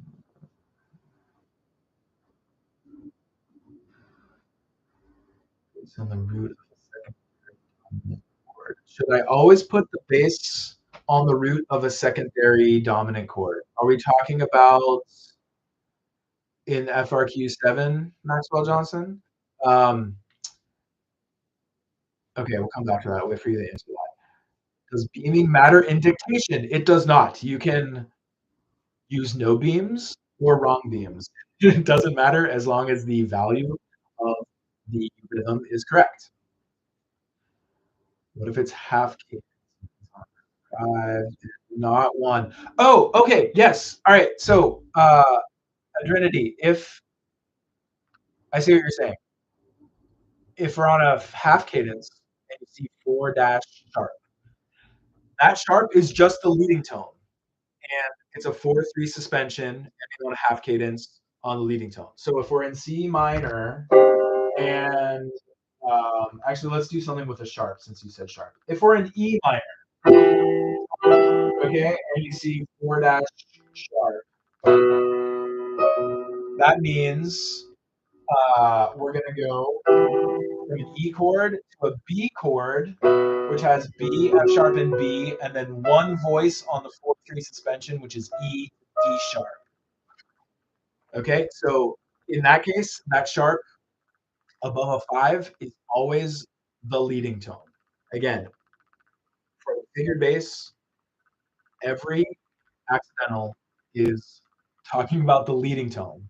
And it's very easy to confuse that and put the sharp or the natural on the wrong note. It's always the leading tone, and there's always a one-to-one correspondence between the number of accidentals written in the figured bass and the number of accidentals that you have to write. Okay, does stem direction matter in any of the FRQs? It does not matter as long as there's no confusion in what your bass, I'm sorry, what your alto and soprano are doing on the same clef, or the bass and the tenor are doing on the same clef. But yeah, in terms of stem direction for like harmonic dictation or melodic dictation, no, they do not take that into consideration at all. And in the harmonic dictation, they don't grade the rhythm, so you actually can leave all your stems off and nothing for that. Okay. Okay, if I missed your question, just ask it again, 'cause I'm trying to look through what I can see. Okay, how can I guess more accurately oral MCQ that asks for chord progression? Yeah, some of these are kind of tricky. So this is when they play real music, and one of the questions asks you to figure out the And I think the hardest part about it, I remember on one of the practice exams, I forget which one. The hard part was knowing where the chords were happening in the music you were listening to because they didn't, they weren't all the same rhythm. Like, it just had, like 1 5 6 1 4 6 5. But the amount of time that took up, each chord took up in the music you were listening to was different. And so it was very hard to hear what they were, it was hard to know what they were even asking. So I think that's the most important thing when you're doing that question is to try to figure out when the chords change. And if they're asking you the Roman numerals, the inversions are present as well. So what they're really asking you to do is listen to the bass line. Um, so listen to the bass line, listen when the bass line changes, and uh, most of the time, the bass line, what am I trying to say? Um, the Roman numerals in that multiple choice question that they're asking, the Roman numerals will imply a specific baseline in terms of um, scale degrees. So what you could do is write out what each scale degree pattern would be for each of the four options. And then as you're listening to it, tune your ear to the bass and see which one it's following. Um, yeah, it's always that question is always related to the baseline. So that's what you have to do. You have to figure out when the chords even change and then what scale degree the bass is on. And each of those different Roman numeral multiple choice options should have a different baseline that they imply. Okay, I hope that answered that. Okay. In minor, the two diminished chord, if it's 2/6, does that mean it's in root position fully diminished or it's in first diminished? First inversion.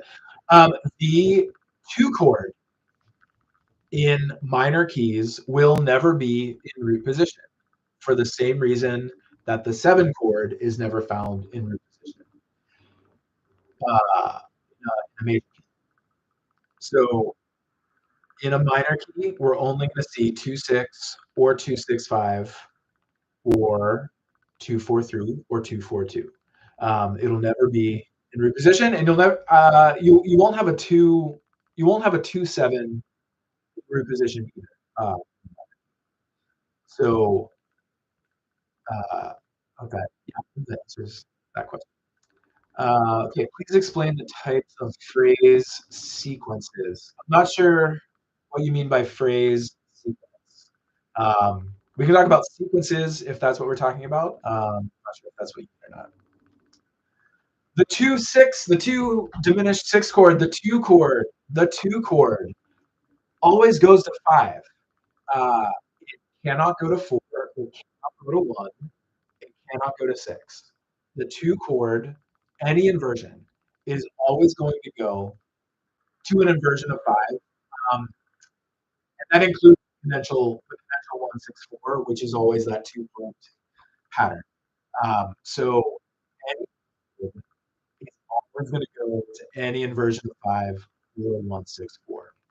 So the 2 6 chord specifically, or the 2 6 5, almost always uh, step up to a root position 5 because you have that's my 2 6. The bass is on scale degree 4, and it almost always goes 1 4 5. Okay, so 2 6 usually goes to 5 in root position. Okay, on harmonic dictation, if you get the Roman numeral itself right, but the inversion wrong, you get half credit. So that's why I say always write as many Roman numerals as possible. If you write a 5 chord and it's a 5 6, you get a half a point for the Roman numeral. If it's 5 7, you write 5, you get half a point. So as long as the literal Roman numeral is the correct one, if the inversion number is wrong, you still get half a point. Good question. Okay. Um, so sequences. If they come up, they'll be on the multiple choice. A sequence is anytime you have some music and then that music is repeated but at a different pitch level. And we can talk about melodic sequences or harmonic sequences. So for melodic, if you have something like, and then, okay, so that was one thing, and then it was moved up in the scale by a pitch or by a step, and then moved up again. So usually when they ask sequence questions, they'll ask you, at what pitch level does the sequence begin again? So in this case, each of those three groupings, I went up a step by each time. So it would be by ascending step. The sequence is repeated by ascending step. Usually it's by an ascending step, ascending third, descending step, or descending third. So if I did this, something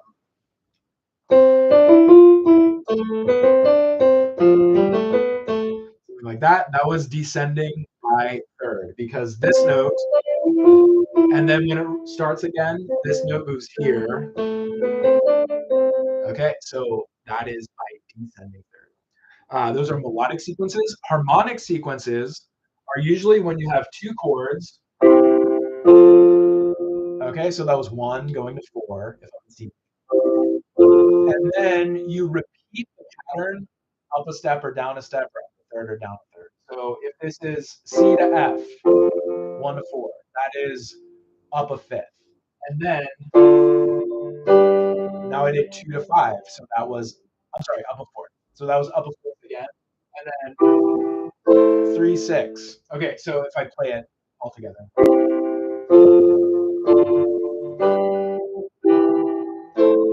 Okay, so that's a harmonic sequence where we have two chords, and then the relationship for that two chords is like transposed up a step and then transposed up a step again. Okay, all right. All right. Oh, thank you, Alex. Okay. In minor, will 2 diminished 7 be fully diminished or half diminished? And what about 7? 7. In minor, a 2 chord is half diminished and a 7 chord is fully diminished. And in major, technically a 7/7 chord is half diminished, and a 2 chord in major is a minor 7 chord. The 2 half diminished 7 is gonna be the main half diminished chord you're gonna see on this test. And the 7/7 is gonna be the only fully diminished 7th chord you see, actually. For non-harmonic tones, okay. All right, I'll talk about that in a minute. Oh yeah, Hannah, cambiatas are not on the test. Okay, I'll go through non-harmonic tones. Okay, yeah, let's talk about non-harmonic tones. Okay, so non-harmonic tones, passing tone is the middle note of 3 notes in a row. Neighbor tone, step back, or step down, step back up. An escape tone is when you're trying to do a passing tone, but then you jump away from it. So it's as if we're gonna do a normal thing, and then we jump in the opposite direction. So escape tone is always in the opposite direction of that first step. So we can go step up, leap down, or step down, leap up. An appoggiatura is when you jump to a note that's not in the chord, and then you like relax into the note that is in the chord. So they kind of sound like suspension. So if I do this, okay, so I've jumped to a fourth, and I'm like, oh, that fourth is in the chord. I'm gonna put it in the chord. That could sound the same as suspension if that fourth was tied over. Um, but yeah, appoggiatura is when you jump to a note that's not in the chord, and then you go opposite direction to the note that is. Um, yeah, a double neighbor if that comes up. Okay, so that's an upper neighbor. That's a lower neighbor. Double neighbor is that. So you do the upper neighbor and then you jump to the lower neighbor and then you come back. I don't think they're going to ask that on the test. Too often. In anticipation, uh,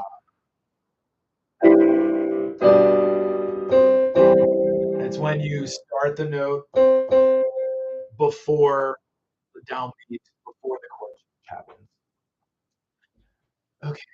What else? Harmonic rhythm. The term harmonic rhythm just means how often do the chords change. So um, the way this might come up on a test is say that we're listening to some music and there's two clear sections, section one and there's section two. They might ask you a question like, what changes between section one and section two? The harmonic rhythm gets faster, or the harmonic rhythm changes. That just means how often the chords change. So, say the first section, the chords were changing every beat, and then all of a sudden, it's like every whole note. So the harmonic rhythm gets slower. The chords change less often. That's what harmonic rhythm is. Okay. How much time each FRQ? Not much time. So for the melodic and harmonic dictation question, it's 4 questions altogether. You are listening to the recording, talking through each question. So the guy reads the directions, and then they play the first listening, and then they play the other listenings. There's a minute between each listening. Um, I think there's only 30 seconds after the first one because they don't expect you to wait that much after the first listening. So yeah, you listen for each of the dictations. There's a minute afterwards, and then I think it's just a minute before the next one starts. So that all happens very quickly. Melodic dictation, question one, listening, minute between each thing, 1 minute at the end, immediately on to question two, immediately on to question three, immediately on to question four. Then they give you 45 minutes to do the five, six, and seven together. So that's the part writing from figured bass, part writing from Roman numerals, sorry, harmonic. And they tell you, they suggest 15 minutes to spend on the figured bass, 10 minutes to spend on the Roman numerals, and 20 minutes for the FRQ7 implementation. So those first four, they all happen. There's nothing to really go back and do. You can't really go back and work on them because you're not going to hear them again. Questions five, six, and seven, you have 45 minutes to allot however you choose. So, um, do you spend 10 minutes on the first one and then 15 minutes on the next one and 20 minutes on the next one in order? Or maybe you want to knock out the FRQ7 first, or maybe you want to like do the cadences in FRQ7 first because you know that that'll at least get you some points. Then you can go back and do the part writing. Then you can finish the FRQ7. You know, there's lots of things like that. So um, these FRQs, the first four happen all right in a row, and then you have 45 minutes to spend on five, six, and seven. Okay, any other questions? Do you have any other method for the FRQs, like writing out all the possible triads? Um, yeah. So, Aiden, for okay, so I guess it depends on which FRQ we're talking about. A lot of people do write out all of the chords, the notes that are in the chords for like the part writing questions and or for FRQ7. Uh, is that going to help you on the harmonic dictation? I guess I can help you on the harmonic dictation as well. I don't know if you're going to have enough time during the dictations to write out all those notes because you know you're gonna have to like see what key it is in, write out all of your Roman numerals, write all the different notes. I'm not sure you're gonna have that much time to do that. Okay. For sight singing, did they tell you the starting note? Okay, Max Freeman, for sight singing, they give you the starting note, and you don't have to take that starting note. You can actually transpose it to any other key. So, for instance, this year I have a student with a very low voice, and when we did something in C minor, the high, like the middle C, was too high for him, and the low C was too low. Um, and it spanned an octave, so it was not a good key. So you can actually transpose these to any key as long as you stay in the key that you started in. Or, for example, if you this does happen a lot. Sometimes students will start on the note that's given, and the melody that they are sight singing has to go up an octave from that starting note, and that person can't hit that note. So a lot of times, what happens is they'll start singing, and like the first four bars will be, or the first two bars will be in the right key, and then they'll kind of like drop in pitch in order to do the second half. If that second half is still in a key, completely in the same key, you could get 4 points for the first half, 4 points for the second half, and then you just wouldn't get all 9 points. But yeah, for sight singing, they give you the starting pitch, but you can actually sing it in any key. Okay. All right. What else?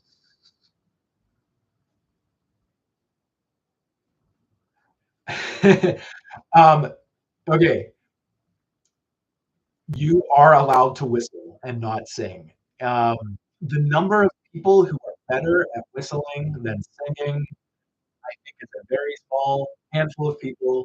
But if you're a master whistler and you have a terrible singing voice, you are allowed to whistle for the sight singing. So that is an option. And I don't know. I always tell my students to sing on la la la if you're not going to sing solfege syllables. You do not have to sing solfege syllables. You can just sing la la la or ta ta. A lot of times my students will just hum, and when you're humming, it's hard to hear the onset of the note, and so that might not be clear. So I would say la la la so that each note has a clear start. Okay, for harmonic dictation, let's say you are in a minor key and your first notes are A in the bass and C in the soprano, and the next one is D in the bass and B in the soprano. How do you harmonic dictation? How do you know it's a 5/4/2? Is that your question? Oh, and not a two chord. Okay, Adrinity, this is this is such a good question. Okay, so the five chord. I'm sorry. Okay, what did you say? A minor. Yeah, yeah. For an A minor. Okay, for an A minor. The two chord in A minor. It contains the notes B and D. What else contains the notes B and D? The 5/7 chord. So this is in both major and minor keys. The 5/7 chord and the two chord both contain scale degrees 4 and 2. The five chord obviously has the leading tone as well, five as well, and then the two chord has scale degree 6 in it. So when we're talking about the harmonic dictation, especially for in a minor key, hopefully that leading tone will stick out to you if it's a 5/4/2 chord. And the next chord is actually going to clue you in as well because a two chord is always going to go to five. A five chord is always going to go to an inversion of one or six chord. So if we just did something like this, okay, so we're in A minor, say we're in A minor, and my bass and soprano did that, right? Uh, let's see. So what I did just there, I played the leading tone in the tenor, so that would make it a 5/4/2. And since the next chord, since I ended up on a 1/6 chord, that had to be a 5-4-2 because 2 can't go to 1. So for harmonic dictation, like I said, don't spend tons of time trying to figure out the difference between 2 Roman numerals like that. But the syntax, meaning which chords can go to other chords, can clue you into that. 2 has to go to a dominant chord, and 5 is a dominant chord, has to go to a tonic chord, 1 or 6. And that also comes up on FRQ 7. If you are writing scale degrees 2 and 4, so like soprano's on 4 and you're writing a 2 in the bass. If the next chord's a 1 chord, you need to label that as some inversion of 5, like 5, 4, 3, and not as a 2 chord because 2 is not allowed to go to 1. So that's one of those rare cases where um, you can have the right notes and the wrong Roman. That's gonna again. That's not gonna honestly. That won't prevent you from getting 9 out of 9. But if you have mistakes, okay.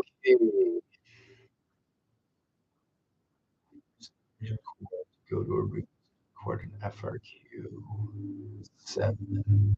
So, is it normal for a first inversion chord to go a root position chord in FRQ 7, like did 1, 6, 1? Alex, yes, you can go from a root position chord to a first inversion chord. Um, and it happens all the time between 1 and 1, 6, and 5 and 5, 6, and 4 and 4, 6, and 2 and 2, 6. The example that you gave, you said 6, 6.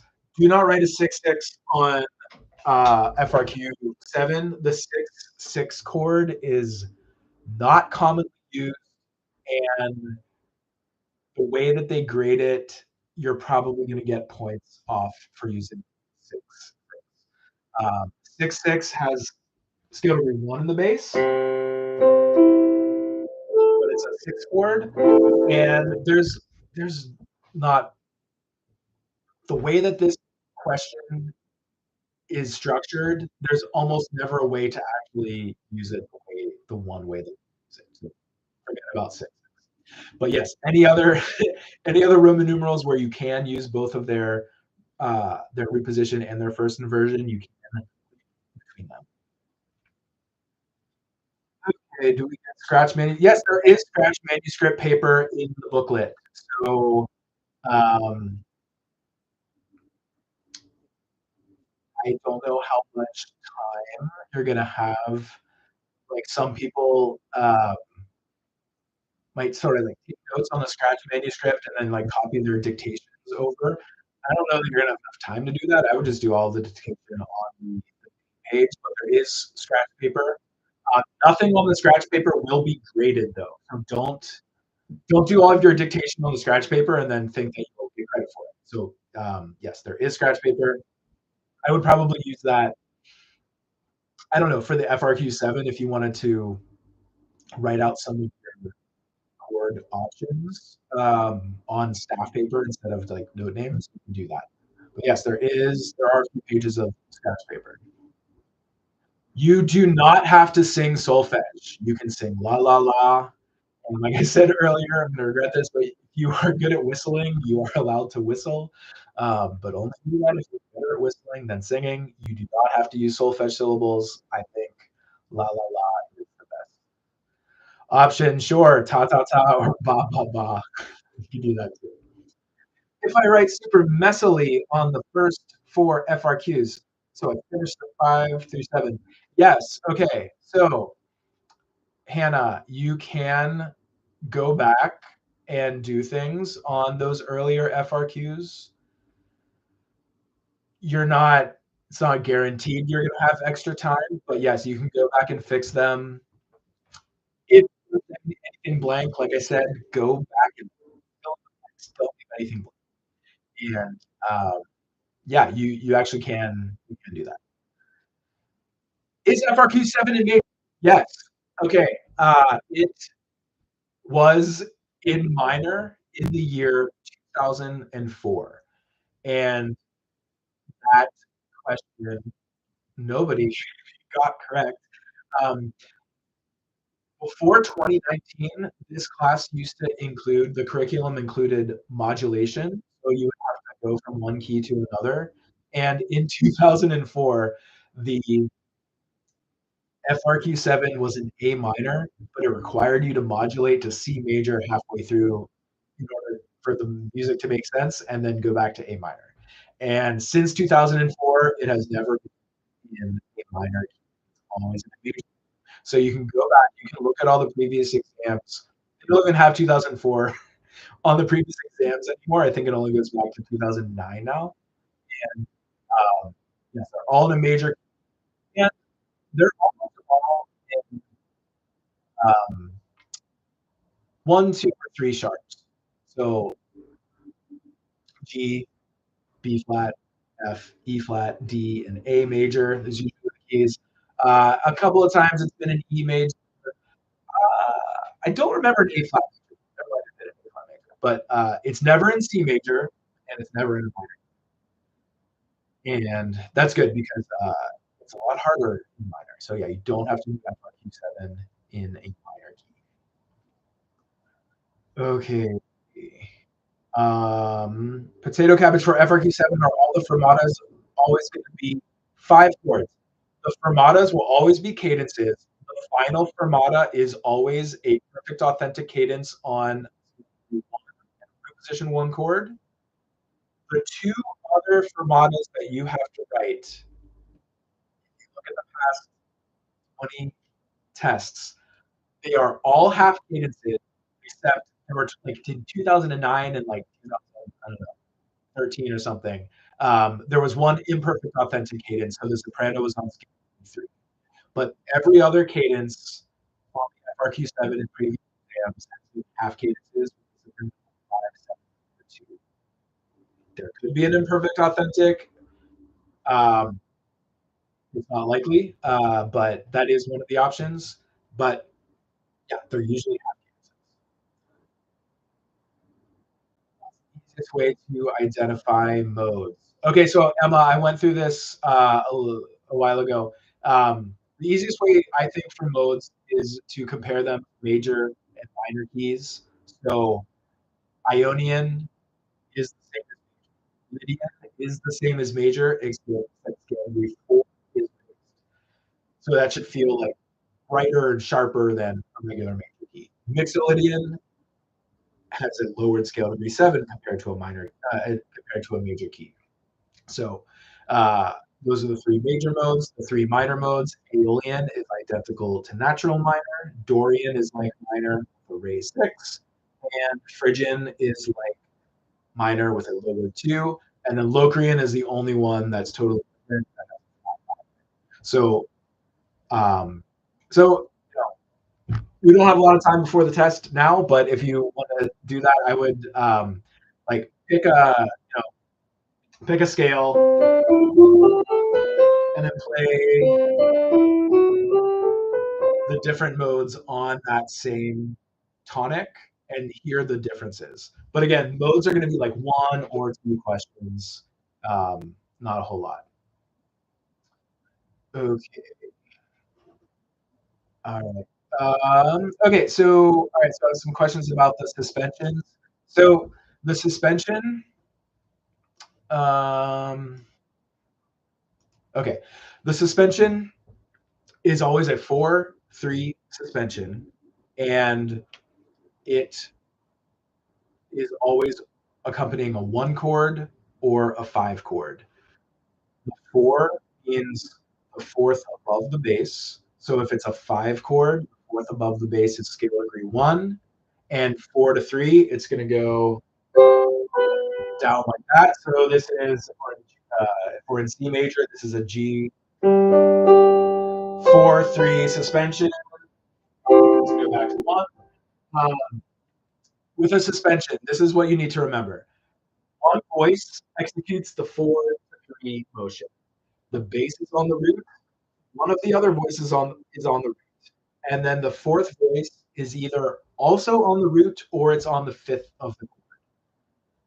There's no other way to do it. So don't put a don't put a root third and fifth and a fourth because the third against.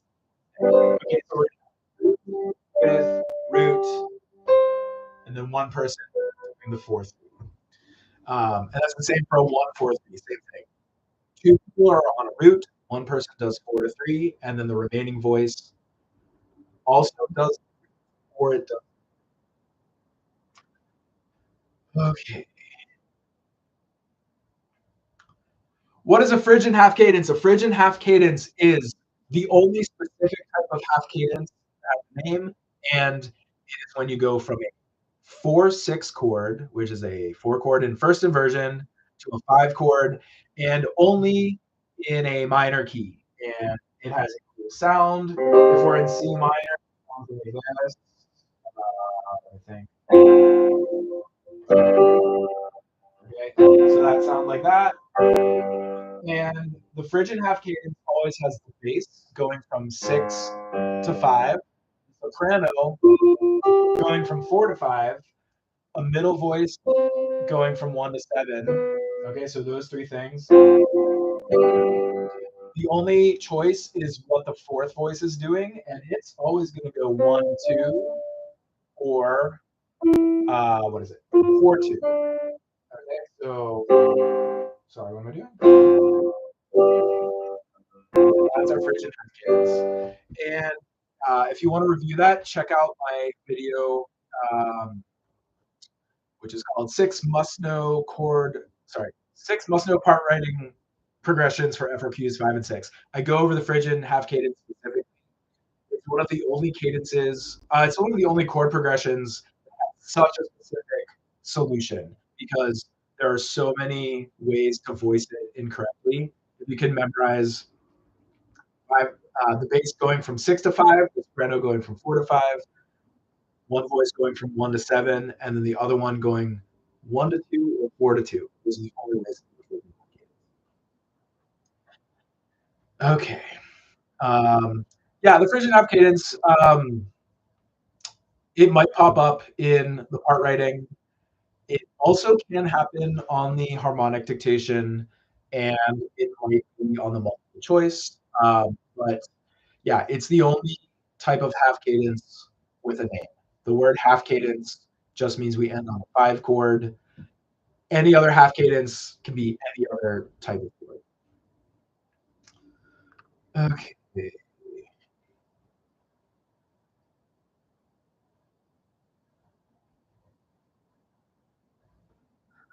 Okay, so I'm probably going to wrap up in about 5 minutes here, but okay, so okay, Hannah, your question about periods. So a period is two phrases paired together. A period that's contrasting has two phrases, and the phrases are totally different from each other. A period that is parallel, the first phrase starts some way, it ends on a half cadence. The second phrase starts the same way as the first one, but then it ends with a perfect authentic cadence. Okay, so parallel means the two phrases are the same. Contrasting means they're different. And then in a double period, that's four phrases. So that can mean a lot of different things, but that means there's four phrases, and they're always paired off in the same way. So when there's two phrases, the first phrase ends with a cadence that is less complete, and then the second phrase ends with a cadence that is more complete. So this could be just a period or a double period. Two phrases. Usually it means the first one is a half cadence and the second one is an imperfect authentic cadence. But that first one could also be an imperfect authentic or a deceptive cadence. Anything that feels less final than the perfect authentic cadence at the end. And um, honestly, like I don't know. I don't they don't ask too many of these form questions anymore. So there might be one question that relates to periods. Um, but yeah, contrasting means the music is different parallel means the music starts the same way and just cadence is different. Okay.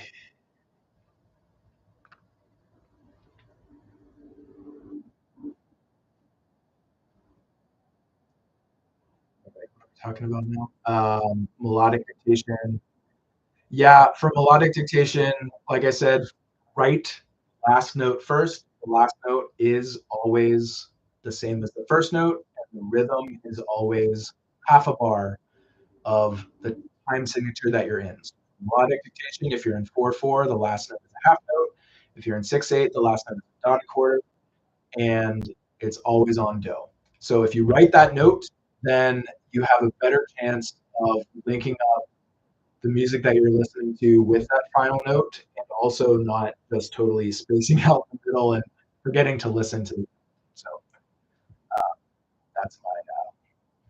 that's my advice for the melodic dictation. Uh, all right, guys, I think we're about. I'm gonna wrap up here. Um, I will leave this live stream up. You can go back and watch it. You can link to my study guide. It's in the comments here. And comment with any more questions. I'll try to answer them before the test. But get some sleep. You're not going to learn anything too much in the next however many, 14 hours before the test. Um, just if there's anything that you don't know, brush up on some small things. Don't try to spend all night learning your modes or anything like that. There's only going to be one, maybe two questions on the modes. So uh, do your best.